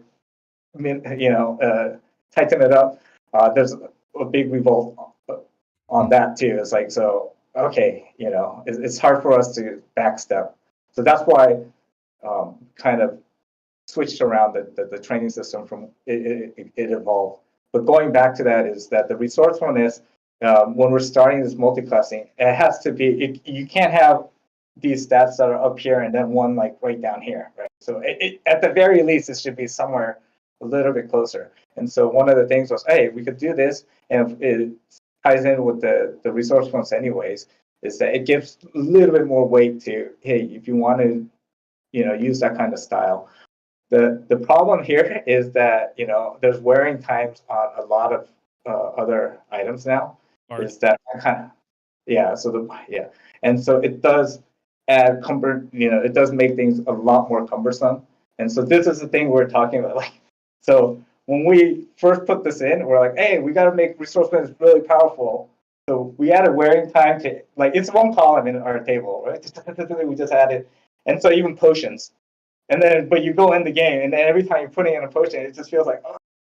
So that kind of play where you're running and then you're like doing this, and it's like, and you see this little bar go up. You're like, oh no! So we see the value in it, and this is like this tug of war between like, okay, making things make sense in the way that we want to balance things, but making things not feel horrible, right? And I don't think we're gonna find a very good solution, because this is kind of like an interim, fix before we get the actual back system and stuff like that. So I think one of the casualties is gonna be like that kind of quick switch longbow crossbow play right now with the wearing time.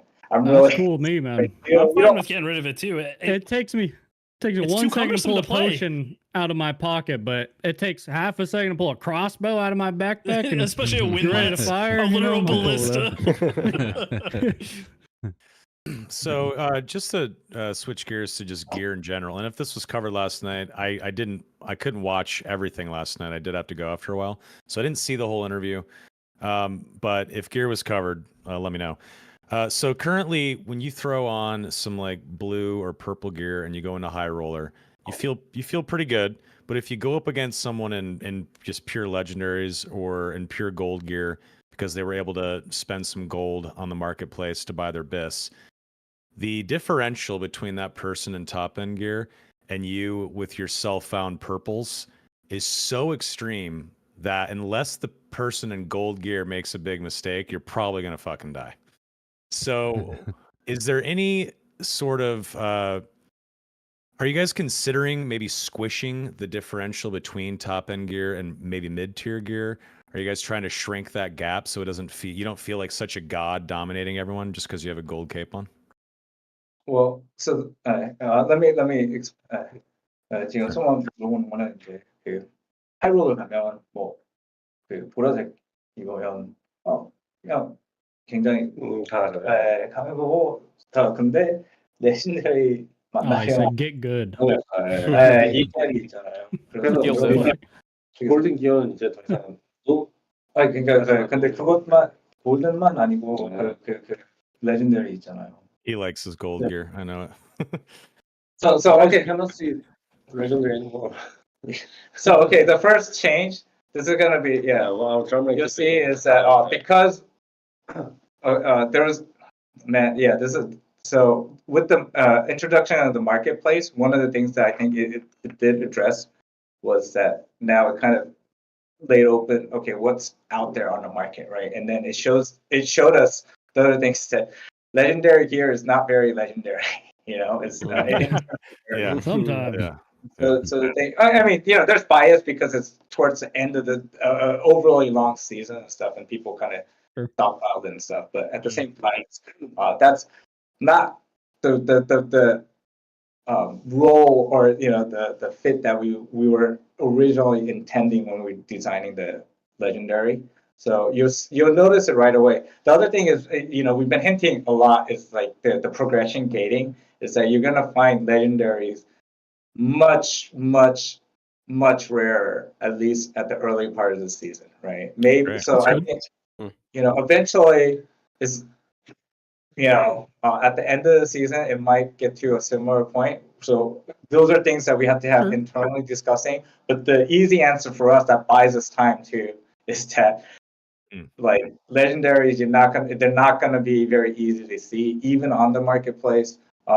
And then uniques, man, you know, at least for the first few weeks, if you see a unique, like everyone on the community should know who's holding each, you know. Yeah, and you don't know, but I started to adjust the drum rate table. Yeah. So it's like I said, I'm no longer even a developer anymore. You know, so you tell me that you don't know, but last night I started fiddling around with all these the drop rates, right? So Okay. 그래서 모든 drum rate가 이제 많이 내려가요. 그리고 레전드리는 좀 그 크래프트 레전드리 아이템들은 다 없어졌어요. 이제. Yeah. Oh yeah. So I guess another big scoop this time is that you know to in line with this is that all the craftable legendary items, they're now you won't be able to craft legendaries as epic as the max that you can. Awesome. That's a very good change. Okay. Yeah, so all legendaries have to be found in the dungeon now. Nice. Cool. I like that.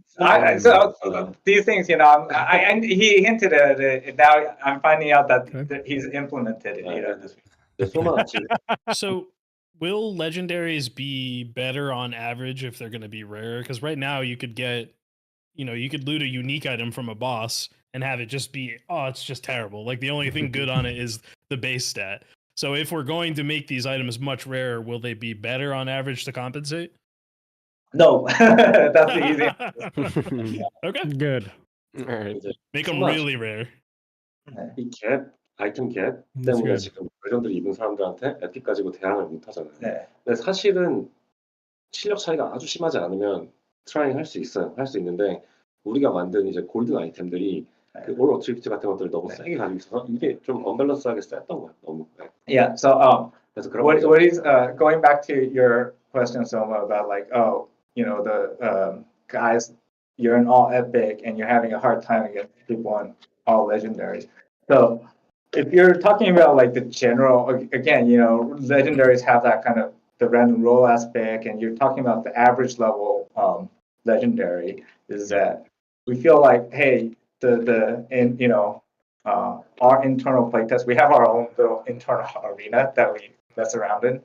Cool. Which is horrible for us too, because we're like, oh, we're just gonna test something out, and then we end up spending an entire day like, bring it back, you know. But the thing there is that what he's saying is, I think there was some bias with, because we had the golden items, the golden legendaries, and you could see the roll before you craft that item. So you were getting like super high-end legendary items, and on top of that, they had like, you know, the +3 all attributes and stuff, which was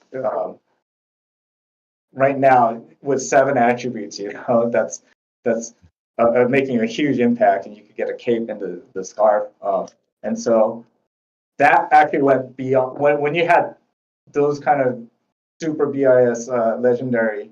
That was when it went past that area, you know, that gap where the epic couldn't follow. But like for us, we feel like, oh, okay, the general level of normal legendaries, and like you said, you could get a unique, and it just gets all crap rolls, right?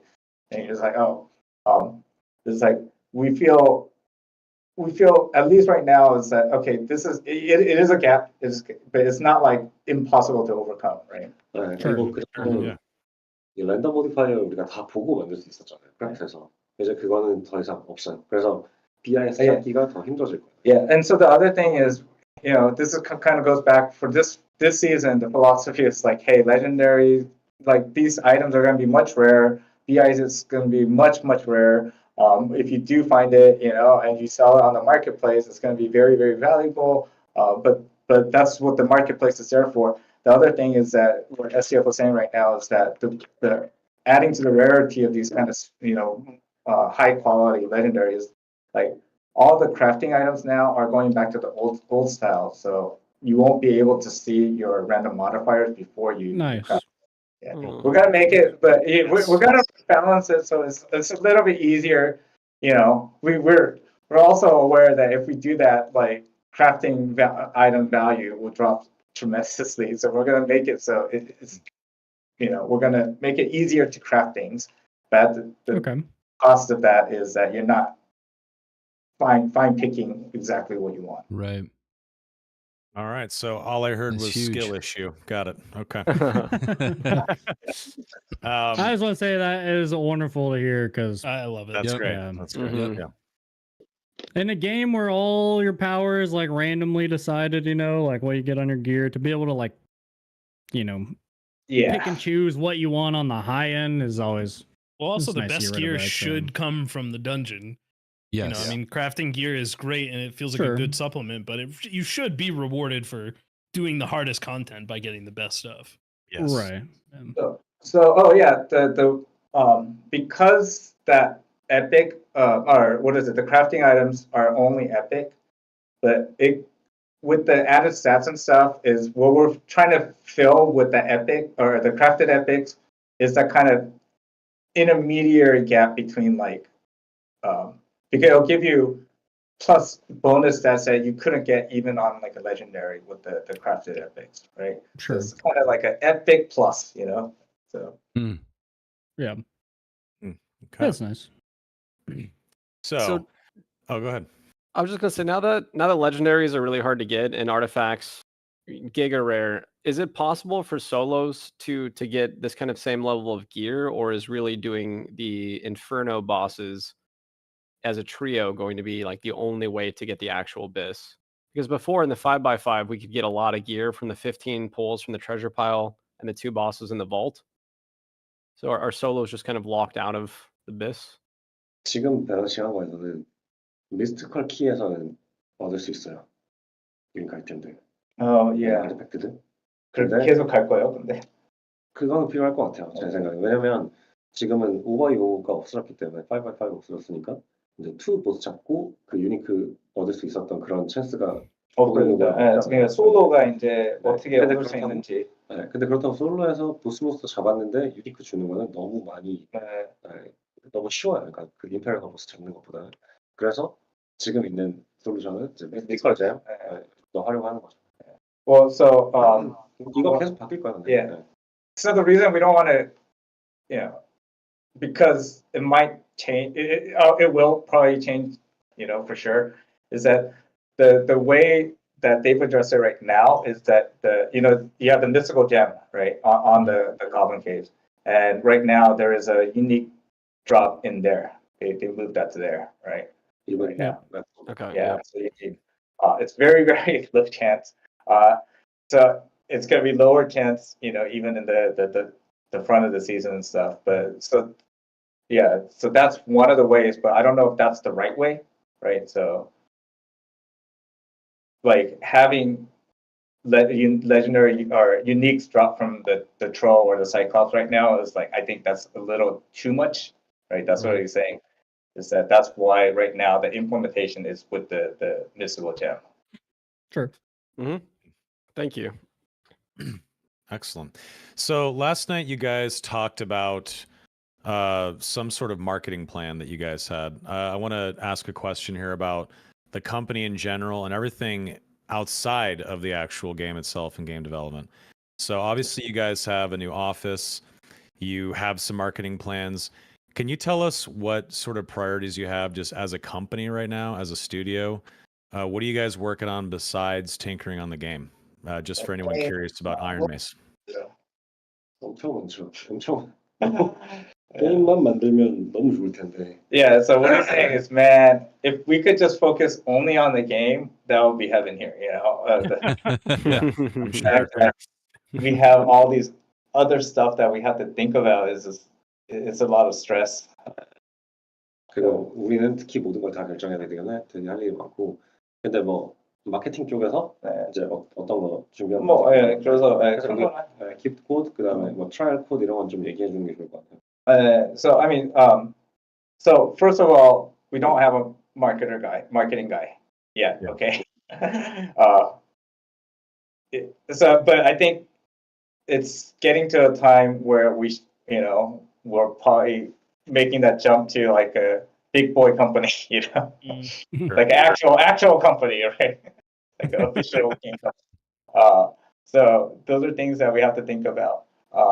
And then, so we're doing things behind the scenes, like meeting people, talking, and trying to figure out the strategy, because that's not our expertise. We don't know how to do that kind of stuff. And so, we want to find people that could teach us how to do that well. Our whole thing now, like, this is just the way we've aligned on thinking, is that hopefully, we're going to try for future needs for the company too, not just, here. It's that, we make a lot of these kind of decisions in this kind of bubble here, is that, hey, but we're in a very fortunate situation. We have this huge community of very, very, committed, loyal, just, active, fans.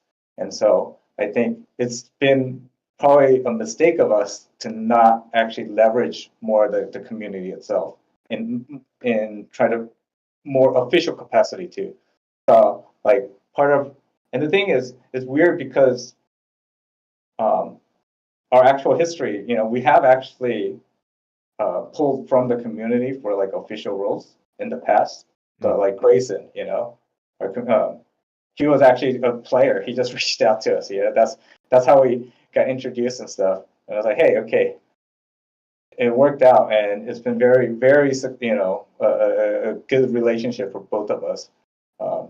And so the thing is, I think we're going to start utilizing that strategy more. We don't have the full plan in place yet, but we've been talking a lot about it internally, or, figure out, hey, in terms of knowledge too, is, so it's no secret we've been hiring and trying to fill out the company, right? Expanding the team. But the reality of it is that the onboarding is taking longer than expected. And in terms of, I think that's actually had an impact on us. We're talking about this the last 2 weeks, is because that's where we're doing the majority of our new hires and stuff. Is instead of improving our efficiency actually went down.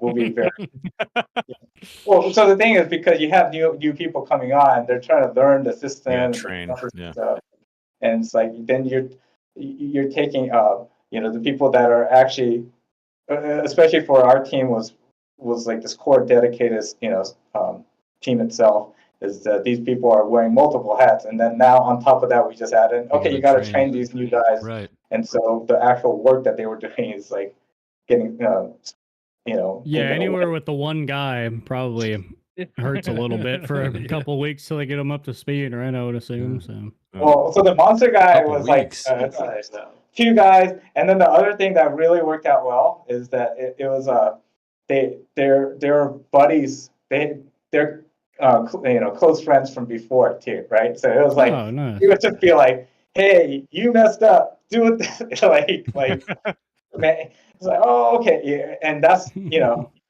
that's why he was able to get up to speed really quickly. It was just like because they had rapport, they had rapport, exactly. Yeah. Awesome. Yeah, I mean, I bring that up because so many people are like, I've seen in my chat and Jay's chat multiple times, especially whenever we do the podcast on Tuesdays. There's developers, coders, data folks, all kinds of people that always ask, how do I apply at Ironmace? So throw it out there. There's so many people that want you to be their boss. They want Terence Park as their boss. I bet a lot of them probably do as like a weekend project or something. I want to just work for someone, please. So the best thing is if we find me a boss, right? And then that just I hate to break it to you, we can never replace you, Terry. Sorry, you're stuck with this forever now. I'll try, but I'm not gonna be very good, But so I think there's because this is something we're taking very seriously. So there's a couple other steps that we have to take. I just want to put it out there. Is that first of all, because we're just located regionally in Korea, and then it's difficult for us to hire on like a full-time employee into Ironmace right now, unless you're a resident of Korea or you have an actual visa, a work visa here. Sure. And so, so the other thing we're talking about is trying to find, okay, that's that limits the pool severely, right? Because yeah, and it's looking worse and worse. If you guys have seen all those doom and gloom stories about like the birth rate in Korea, right? So we know like, hey, we our goal eventually is to reach out globally, right? So I think the realistic approach, and we've utilized this in the past with other people that are helping us out now from the community, is trying to figure out a way to do kind of like freelance contracts and stuff. So we're actually like engaging with our lawyers too. Is like, okay, well, what's the best way that we start leveraging and using people that want to help from the community in an official capacity, where we can't officially hire them as a full-time employee in Korea, but we could still make it worthwhile for both of us, because you guys, the community has this wealth of knowledge and experience that, frankly speaking, is that we try to keep up, but then at the same time, our day job is that I know. So we try to do that. He had that challenge. He reached all demigod. The thing was that the last month and a half was so much, just internal, management stuff here. Is that, hey, the actual time we got to play the game was shrinking, right? So for us is that, okay, we got to play our game a lot more. That's our goal for the next. So things might slow down just because we're playing our game. But the community is playing the heck out of the game, and so they have this kind of additional insight that we can't have without playing the game. So now when the community asks, do they even play their game? The answer is yes. They're slowing down development so that they can play the game more. 우리 게임 많이 하고 좋아하는 사람? Yeah. 그리고 그 열정을 보여주는 사람들이 있어요. Yeah. 그 사람들이 다 우리 멤버 됐어요, 지금까지. Yeah. 그래서 뭐 한국에서도 그런 플레이어들이 있었어요. 자기가 기획서 써서 와서 맞아요. 저도 다 읽어봤어요. 재밌었어요. Hey, so that one guy in Korea, I don't that gave there's someone that sent us a design document. I'm sorry we never got back to you, but you're a legend. Yeah, thank you very much. What? Wow. Okay. Cool. Shout outs to the one guy again. Oh, was it for the back Crystal when we were Sword? at the old office, but so that's the thing is that we've had a we've had like 100% hit rate with people that we've hired from the community itself, right? And they pretty much know our game better than we do, like some of these insights and stuff like. And so that's the thing that we're trying to change a lot of our strategies, go more into the leveraging that community. Yeah. 그래서 우리는 지금 게임 디자이너 찾고 있는데 필요해요. 지금 이제 우리가 느린 이유는 이 보틀렉이 지금 게임 디자인 쪽을 좀 보고 있어서. 그래서 게임 디자인. Yeah, so he's talking about even like on the game design side. 우리가 며칠 전에 얘기했어요. 다크앤다크 안 좋아하는 사람은 절대 안 먹을 거다. Yeah, and our thing from now on is that we're not going to hire anyone that is not a hardcore Dark player now. 근데 Nice. 한국에서의 시츄에이션 그리고 우리 게임이 조금 이제 좋아하는 사람들이 좀 호불호가 갈리니까 그런 사람들이 많지 않고 그래서 찾기가 어려운 게 있어서 우리는 해외에서 그런 사람들 찾으려고 시도할 거야 아마 레벨 디자인이나 뭐 여러 가지 컨텐츠 디자인이나 이런 쪽에서 그렇게 할 것 같아 아마. Yeah. I think 한국에 있으면 더 좋고. Yeah, so he's saying that the issue with we have these kind of hurdles with the being Korean company trying to hire in Korea. In the past, we had the lawsuit and our image here in Korea because we did it, like we said, we didn't have a PR. We don't have PR. We don't have marketing. We're not a big we're not like if someone's looking from the outside, they're like, what is this? How is this even a company? Kind of thing, right? But because of that, like the initial narrative, we suffered. But so our image in Korea wasn't, it's improving now, right? It's definitely improving. But because of that, is that we don't have these people, these hardcore. It's not a big pool of hardcore Dark and Darker players in Korea right now. If you are out there, please let us know, and you're interested and you love Dark and Darker, and you want. But the thing is, because that is a limited pool, for us is that okay, we have to expand globally. We're trying to find the right way to figure out okay, what are the right people, to help us grow this game, to the next step. Well, there you have it, folks. If you're willing to move to Korea, if you're a developer, maybe you'll have a shot. If you're a hardcore player, they're open to hiring folks from the community. I think that's a smart move. Can people just look at the website if they're interested?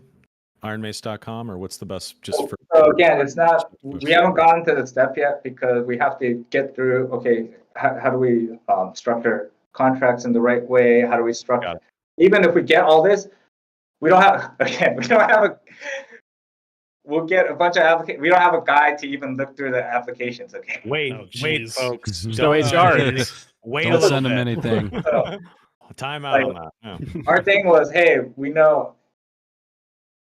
We have guys that could code. We have people that could make some art stuff that use Photoshop, and then hey, a few of us written game design documents. That's kind of what we are,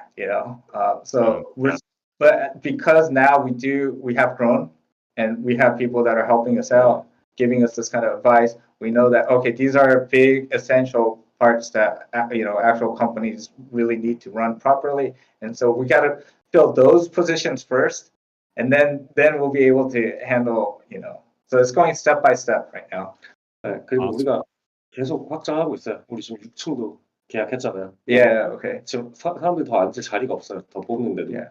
그래서 우리가 확장하는 것 때문에 이 컴퍼니 확장하는 것도 엄청 큰 일이어서 개발이 좀 느려지고 있는 건 Yeah. So like you're talking about the extra stuff is So like every single interview, we have to go into every single interview that we hired, right? So we've been doing like two or three job interviews every week for the last like 2-3 months too, right? A lot of time. Yeah. Yeah. So yeah, and the thing is like, oh, okay, you know, you don't want to expand too quickly, right? So you want to make sure you put in the right, you know, the efforts and stuff. Yeah. So the thing is, but even with that, you know, we've been able to grow the company. We actually, you know, we moved here in December, and we actually ran out of room right now. Right. Expected people that, well, so the thing was like, yeah, you know, we were already up to like 30, almost 40 people, and now this office only like. We're naive, okay? Yeah, we're not, you know. With the freelancers, so we're over 60 with the freelancers right now, right? They're not all in Korea, so that's, you know, we lucked out that we don't need to have actual physical desks for everyone yet. But the thing is that we're gonna hit the 60. So here it's like 58 people is the max, right? So there wasn't actually that much. We were, you know, again, we're not experts at running companies, right? And so we're like 50 people. That sounds like so many people. Like, how will we ever manage that? It was just like, you know, this. So we're already looking to try to. Okay, we need more room. Luckily, there's the sixth floor in our building. They like a couple weeks ago, we saw the moving car outside. We're like, what the heck's going on? Asked the building manager, hey, you know, are they moving out? You know, so like just by pure luck, you know, things like this is happening. So we're like, okay, we have now physical space starting probably at the middle of April, May, to kind of, you know, build up. So yeah, our thing is that, hey, you know, this is a project of passion, of love, and we want to reinvest into it. But you know, we're kind of hitting the wall of what we can do with just the size of our team right now. And so we're looking at, okay, hey, we see a lot of potential here, and we need to find more people that could get us to reach that next step in the potential. So awesome. Thank you very much. That was the last of the questions I had that I saw folks talking about in chat. Gentlemen, anyone else have any final questions or comments? I have sort of a closing thought, so I'll let everybody else go if anybody has questions first. All right, I got one or two more burning questions. Now that SDF came back from being sick, can he talk a little bit more about the arena? Because Grayson mentioned that it's not what we think it's going to be. Is it you know, full loot? Specifically, he said it's not going to be a place where you go to practice. Yeah. So at this time, I think. But remember, it's evolving. It's evolving. At this time, I think players not losing their gear in arena. Yeah, that's my. Okay. Yeah. But realize this: a month ago, we're like, they have to lose their loot. Okay. Yeah. So there's like, yeah. So there's a design document that's already.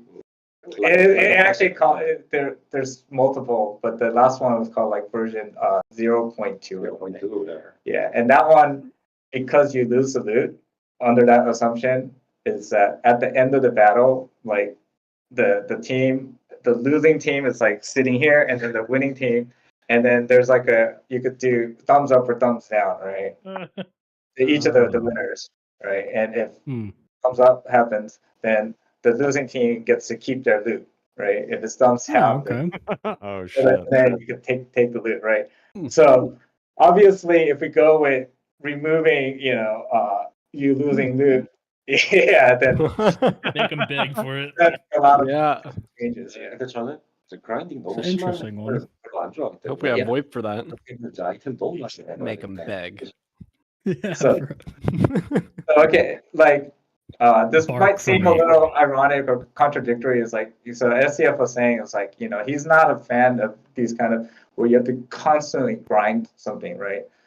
Whereas now we're going to introduce a multi-class system where it's like we're actually pushing. Yeah, but the difference here is so like the arena itself is kind of meeting a different need. It's more for show off your actual skills and progress the ranks as a skill indicator of PvP, right? And so he wants to kind of reduce the influence of the grindy aspects of the game for the arena itself. So this was like a recent talk that we had, the last 2 weeks, and this is why it's kind of veering more away from losing the probably doesn't make sense in this type of arena vision that we had. Whereas like the older one was more like, oh yeah, there could be a grinding aspect to it. It's like, okay, maybe now we have people that want to grind and get progression. We have multiple systems already to satisfy those kind of needs. So maybe the PvP doesn't have to do now. We don't need to fill that kind of need with this system, and it could be just more like an actual pure, PvP skill-based system. So Interesting. Right. Cool. That's kind of how it is in.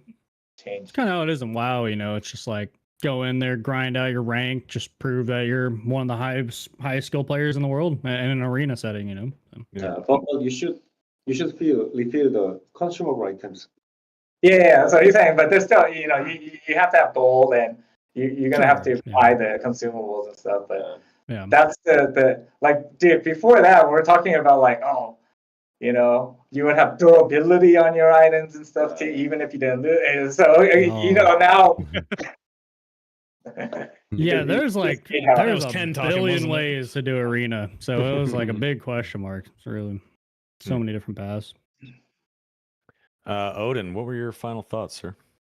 Well, these Q&As are a great way for us to hear from you guys, and obviously it's great for us because we get to sit down and talk to you and pick your brains, and we get a unique kind of like one-on-one experience with you. But I feel I'm not speaking from the minority. I'm actually speaking from the majority here of people that I've talked to within the community that they want to hear more directly from you guys in an open channel. And you mentioned bringing people on board to communicate, talk within the community, and I think that's very, very important. The closing thing I wanted to come with here is I would love to see more of that direct communication with the community. As much as I'm thrilled to be here talking to you, I think the community would like to hear directly from you guys. But as we leave the conversation here tonight, can you talk to us about the multi-classing, the short weeks, the chapters? It does feel like you're aiming towards a more refined, shorter experience. Can you tell us what the goal of this season's tests are? Are we looking towards maybe a shorter run for seasons in Dark and Darker in the future with less emphasis on uber powerful gear? Or is this really just a test and we don't know yet? 그러니까 이번 시즌 목표는 뭔지, 그러니까 우리가 원하는 거 알고 싶은 거. 일단 시즌 길이 좀 찾고 싶어요. 우리한테 좀 정확한 지금 너무 길었어요. 원하지. So one thing he's saying is that we're looking to find the right length of the season. So we know that the last one was too long, so that's why we're going to go shorter. But we don't know if going shorter, how short is too short. We don't know. Yeah. So 그리고 이제 플레이어 이제 그래프, CCU 그래프 같은 것들을 보면은 플레이어 숫자가 이제 줄어들고 있잖아요. 근데 그게 앞에서는 되게 심했다가 우리가 퀘스트 업데이트하는 11월부터는 조금 안정이 됐고, 그걸 이제 우상향 시키는 게 살짝 이 플레이어를 올리는 게 우리 목표죠. 그게 우리 목표예요. 그래서 좀 더 사람들이 편하게 게임할 수 있고, 더 재밌게 할 수 있고, 더 오래 할 수 있게 하는 거. 근데 그게 안 좋은 그런 그냥 애딕티브한 스타일로 하는 거 아니고 그냥 재밌어서 하게 하는 거. 그거를 찾는 게 이제 시즌의 목표예요. 그거 조금씩 더 헬시한 상태로 만드는 거.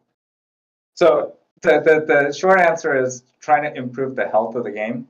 So that it has multiple aspects. Like he was talking about a lot of some of the more abstract stuff that we talk about is like so one of the things this is for us when we look at the internal data. It's like we're looking at the number of players, right, and the way that like when we started the game, back in launched it in early access last August, you had this big influx, and then you had a sharp drop, right?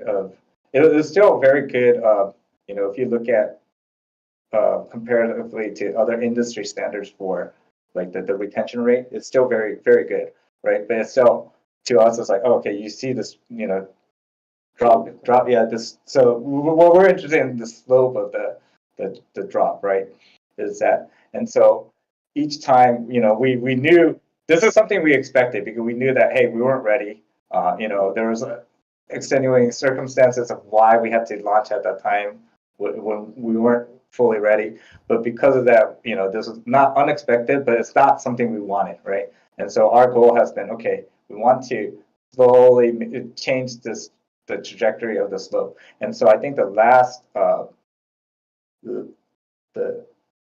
the start of the last season was where we actually started to see, like, hey, the base health of the game, or the retention, was starting to be looking very good. There were times where we made mistakes. So, and then obviously the technical quality performance of the game wasn't very good for a big chunk in the center of that season. And we saw that, okay, when those kind of things butted their heads, you saw that the player counts start to drop again. But the thing was that what was very reassuring for us is with that last season is that, hey, the slope dramatically changed. The issue right now is that we're not pouring in a lot of new players yet, right? And I don't think we're quite ready yet to do that, the full, like, hey, let's go out on the full, get as we're back yet, right? But I think we're seeing a lot of reassuring, metrics and stuff. Our goal now is that, it's still negative slope, right? It's like, hey, we want to get it to a point where it's like now tilting back up, right? So people come and people will stay, and then this just kind of builds up on each other. And if we could show this, once we get to a point where we even see like a slight positive, this is the signal for us that, okay, now we're really ready. Let's, we have our talks with in the background and stuff. It's like, okay, let's pull the trigger. But the thing is, like, even if tomorrow they say, hey, you could go on any store you want, it's like, will we do that? Probably not, because we're not, this is what we're looking at this level. And so this goal here this time is that, okay, find that kind of make the game healthier, find what we could do to kind of improve this. And the thing is, like, make the game fun again, right? At the same time, he's talking about, like, we're experimenting with a lot of these systems. It's like, we want to make it fun.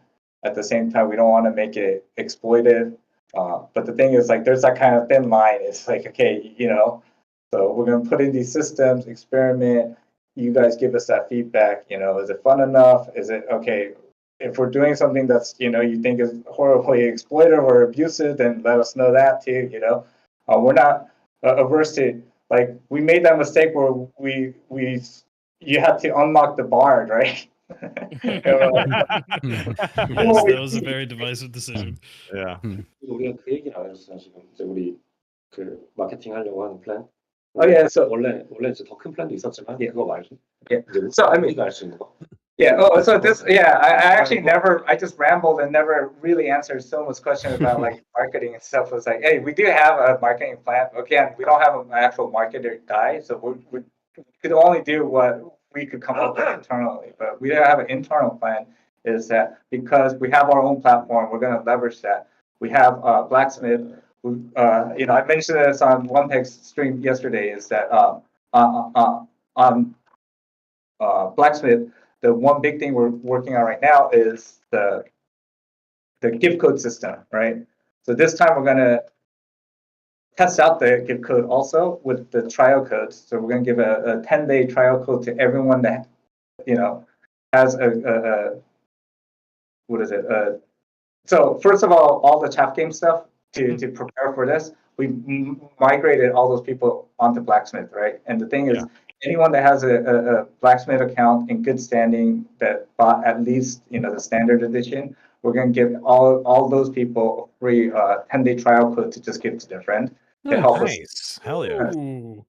Big W right Yeah, there. nice. Yes. Yeah. I got friends to try this game.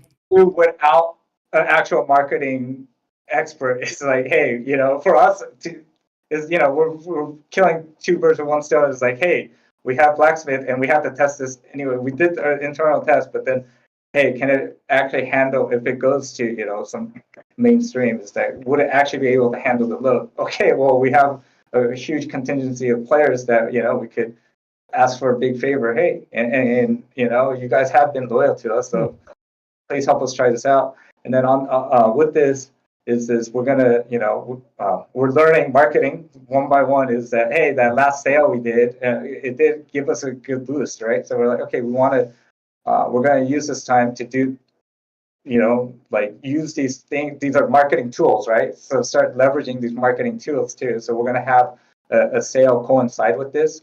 And then hopefully at the end of that 10-week trial, the sale will still be going on. So people that, hey, I actually like this game and I could buy it at a discount, so Awesome. become a long-term player. So these are things that we're talking about that we could do without a marketing expert, that we could just do internally, that we're trying to, man, I'm gonna regret saying this because again, these are other things that in the works. So when I say in the works, there's no hard You mean date, tomorrow? We got it. You mean tomorrow? Yeah. We get it. We get it. All right, Steam tomorrow. All right, see you then. 예, 그거는 근데 so again, 우리 트라이하고 있고 yeah, 원래 이거 프리시즌 좀 길게 가져간 이유도 yeah, 그런 찬스 있을 수 있을 yeah. So okay, so he's talking about we are making contact. We are having discussions with storefronts right now. So Great. We'll let you guys know that. Yeah. So I mean, part of this extension of the wipe was to try to work out some kind of external kind of synergy, right? But the thing is like, hey, we're not ready. Let's focus on what we can do right now. At the same time, is because learning from other storefronts is like they have their tools that work really well. So like this is the thing that I might I want to bite my tongue, but at the same time, it's like, yeah, we're Ironmace. We just we say what we say anyways, right? And one of the things that we're actually looking into, this might be, is like regional pricing too. Is that we know that we have people playing around the globe, and it's like, okay, the real reason why we didn't want to use like the storefront regional pricing is because we know that we haven't fully tackled the issue with like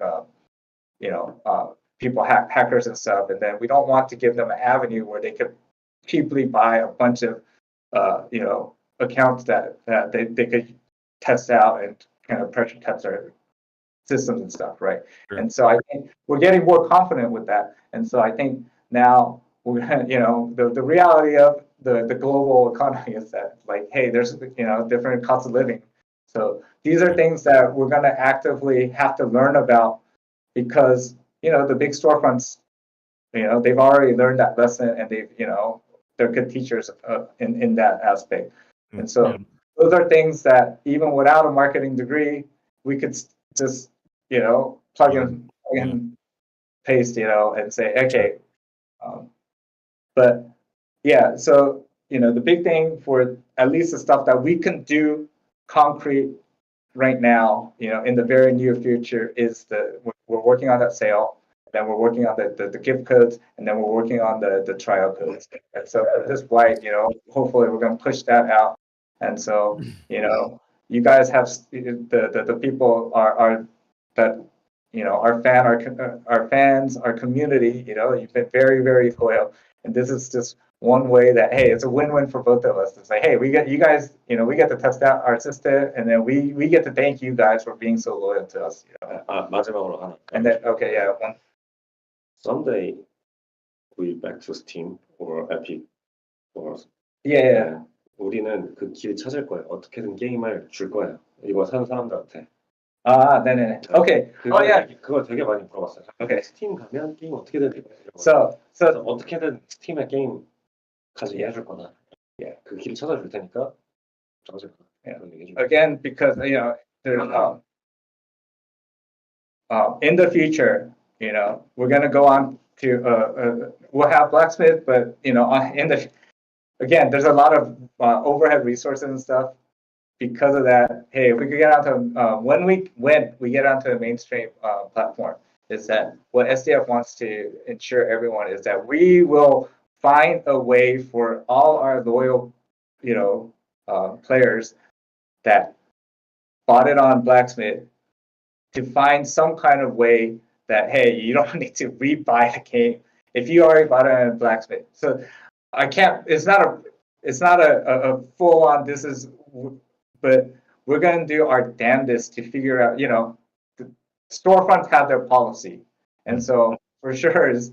But to us is that, hey, if we don't make that effort, it's not fair, right? Yeah. So our thing is that, hey, we're going to do whatever we can in our power to say that if you're a loyal Blacksmith customer, but hey, you just like Steam better, or Epic Games, or whatever, and you want to go there instead, we're going to figure out a way to get that done if it's legally possible with the contracts with working with those storefronts.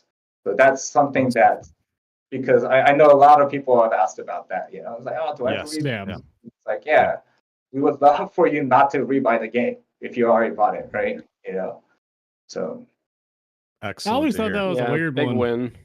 What why you have to have it on all-in-one launcher? I never understood that. That was just me thinking. People like to collect and have all their collections in one book. I guess, yeah. True. Must be. I'm not collecting at all. It's just like a mindset thing. I got a weird question. Maybe no one asked. How's Dad Mobile doing? I know you guys don't like touch that, I think, right? But I'm just curious. Games. What? 그러니까 궁금하다고요. 아. He's like, I forgot about that. He's like, I don't know. I'm gonna be. Oh no. So high expectation. Yeah. So we have high expectations, but okay. So the thing is, we have high expectations, but at the same time, it's a completely separate product. So I'll be honest, we don't have that much insight into. You got no updates. Yeah. So and then the thing that he's saying is that we're using this as a strategy too, is because just to be on the safe side. Again, we're very confident in our position, but the thing just to be on the safe side is that because it's two different companies that are making this product, right? Yeah. We're making our Dark and Darker PC, and then Krafton, our partners, are making the mobile version. But the lawsuit is in this area, right? So the thing is like, hey, just to make this kind of firewall. That's why we don't actually have that much. You guys know as much, I'm disingenuous. We've seen more stuff, but it's not that much more, right? I'll be honest, it's not that much more. More to come. Yeah. I was just curious if they send you updates or let you know how it's going. Yeah. So what he wants to say is, if there's anyone on the team, that's working on the Dark and Darker mobile team, is that we heartfelt apology. Sincerely, we feel bad that we can't take a more active collaborative role right now. It just kind of sucks. But the thing is, we have a lot of high expectations, and we have a lot of high hopes for they're experts too, right? Yeah. So that's the thing is and I guess that's a good thing for us too, is because we have our plates full anyways. If we had to also do all this stuff, is that it'd probably be awful. Highly well respected development team here in Korea. So that's the thing. It's they're doing us a big favor. It's okay, we don't need to think too much about it. It's okay, you guys will do a good job, and we have high hopes for that. But the reality of it is we don't know much. We know a little bit more. Okay. I'm excited to try it one day. Yeah, try it for sure. Asking about something to plan on an airplane or something at the airport, So guys, we've had you for 2.5 hours. Thank you. I know you guys have stuff to do. Thank you so much for coming on. This is always so enjoyable. I can't wait to have you guys back on again. We'll get a new slew of faces here to ask you questions from the community, which I think is probably really important. Just thank you so much for the work you guys, that you guys have been putting in. Keep on fighting the good fight. Keep having no shame and don't listen to the community. Just cook. Just do your thing. Just cook. That's right. I think it's great. And of course, to the Hold the Line guys, So Bad, Odin, and Arcane, thank you guys for coming on and sort of taking the reins this time around. I thought it was important that other folks get a chance to talk. So thanks so much for coming on, and we're looking forward to the wipe, guys. Thanks, guys. Big fans. Absolutely. Yeah, thank you. It's been an absolute pleasure. Excellent. All right. Cool. All right. Cheers, Good night, guys. guys. Yeah. Take We'll, care. Thanks, we'll let guys. them go. Everyone else stay on, but we'll let them go. All right, All you right. hang up. No, you hang up. Yeah, if you guys don't leave, we're gonna ask more questions. Just Yeah, we're heads just up. gonna sit. Yeah. I'm sorry. I saw him looking at his watch. He's like, Thanks, "Let's Jess. get out." Yeah. Thank you. Thanks, Bye, guys. Bye-bye. Bye. Bye. Bye bye. All right. Wait, who we lost left? Odin. Oh, Odin. Oh, he's gone. Dev's gone. He's gone. That's hilarious. This was an awesome episode. Guys, that was great. Like I said, thank you guys for joining. We're gonna have you guys on again soon. I love the Hold the Line Darkest Hour roundtables. We'll have you guys on. I should cut you in so bad. When he was doing the outro, I was want to jump in so bad, but like, nah, I feel like So Bad's been fucking bricked up, dude, the last hour waiting to spit him out. Did you have I'm something? pretty sure. I only had like 2 or 3 just shotgun questions because like yesterday Oh, at the end of the sorry. Q&A, he said that we would talk about whether or not we would have AP in on wipe day and the okay. leaderboard, and so like that one I was really curious about, mostly just because the $5,000 tournament can only exist if we Next can get time, just demigods. give me a AP. cute little DM so I can see it. Just shoot him a One of message. those. Yeah, Cool. but no, I was good. I asked a lot of questions. Beautiful. You know what was interesting about my community is they, especially Glocktain, kept asking if the melee abilities will transfer to range when we multi-class. Like, when we get Blow of Corruption, obviously Warlock can't really use that except on a melee weapon. Can you do like Blow of Corruption plus Victory Strike on a crossbow, and you're just gonna be like one-tapping God. everybody? Like what? Oh, just say Where this are the stuff. limits? Don't say it out loud. You'll make it real. Guys, I do have to go, unfortunately, but I wish I had more time tonight. But This was amazing. Thank you, man. this Oh, was dude, it's awesome. incredible. No, thank you So guys. much transparency and just they're awesome. It's Yep. cool to No, hear them I- ramble as well, like just the stories. Exactly. I like just letting that's them the secret. chat. Just let them Yeah. go. That's the secret. We'll get all It's the just a lot of juicy fun. details if we just shut up and listen. That's I can't exactly believe- right. I've noticed that if you just shut up in an interview and just let the other guy talk, you're gonna get way more than you bargained for. And sometimes it's some juicy stuff, and you get some secrets. Oh and man, it was great. let them go. Yeah. I can't believe he said Steam, bro. It's been like Hmm. a long time. I feel like. Mhm. All right, guys. For the sake of the video, I'm gonna cut the recording here. But you guys can watch this tomorrow at 8 a.m. PT on my channel @_Soma on YouTube, and there's also like D&D content there, which is great. So rewatch this episode of the podcast tomorrow if you missed anything. Jay, where can people find you? Jay Griffia on Twitch, Twitter, and YouTube. Beautiful, Mr. Sobad. So Bad Strange on YouTube and Twitch. Beautiful, Mr. AA. At Arcane Armor on YouTube and occasionally on Twitch, but mainly YouTube. There you go. Beautiful, beautiful. I got a question, Arcane. Does your dad What's watch up? Twitch? Because some guy came in here and he was like, bottom right is my son. First time chatter, and it was you. Aww. Wait, Dad, bro. No. What? No. No. Oh. No. My mom No. comes into my stream Thought sometimes. your dad was a but I- gamer for a second. No Hey, shot. dude. No shot. No chance. Just- I If it had was to in ask, my dude. chat on YouTube, maybe, but he doesn't have Twitch. No. I had to ask. He came in with the No. confidence. Anyways. All right, I'm seriously about to piss my pants. All right. All right, Dude. so, I All love right, you guys. You guys were Thanks best. everybody in the chat. Take it Yeah, easy, later, fam. Thank you guys. guys so much. We'll see you guys. Next Tuesday, 6 p.m. PT, we're gonna have Odin on. He's never had his solo Oh, episode nice. before. Nice. And now that he's a Very part of the Hold nice. the Line podcast, we got to talk to him about that and all that good shit. So Odin next week, it'll be awesome.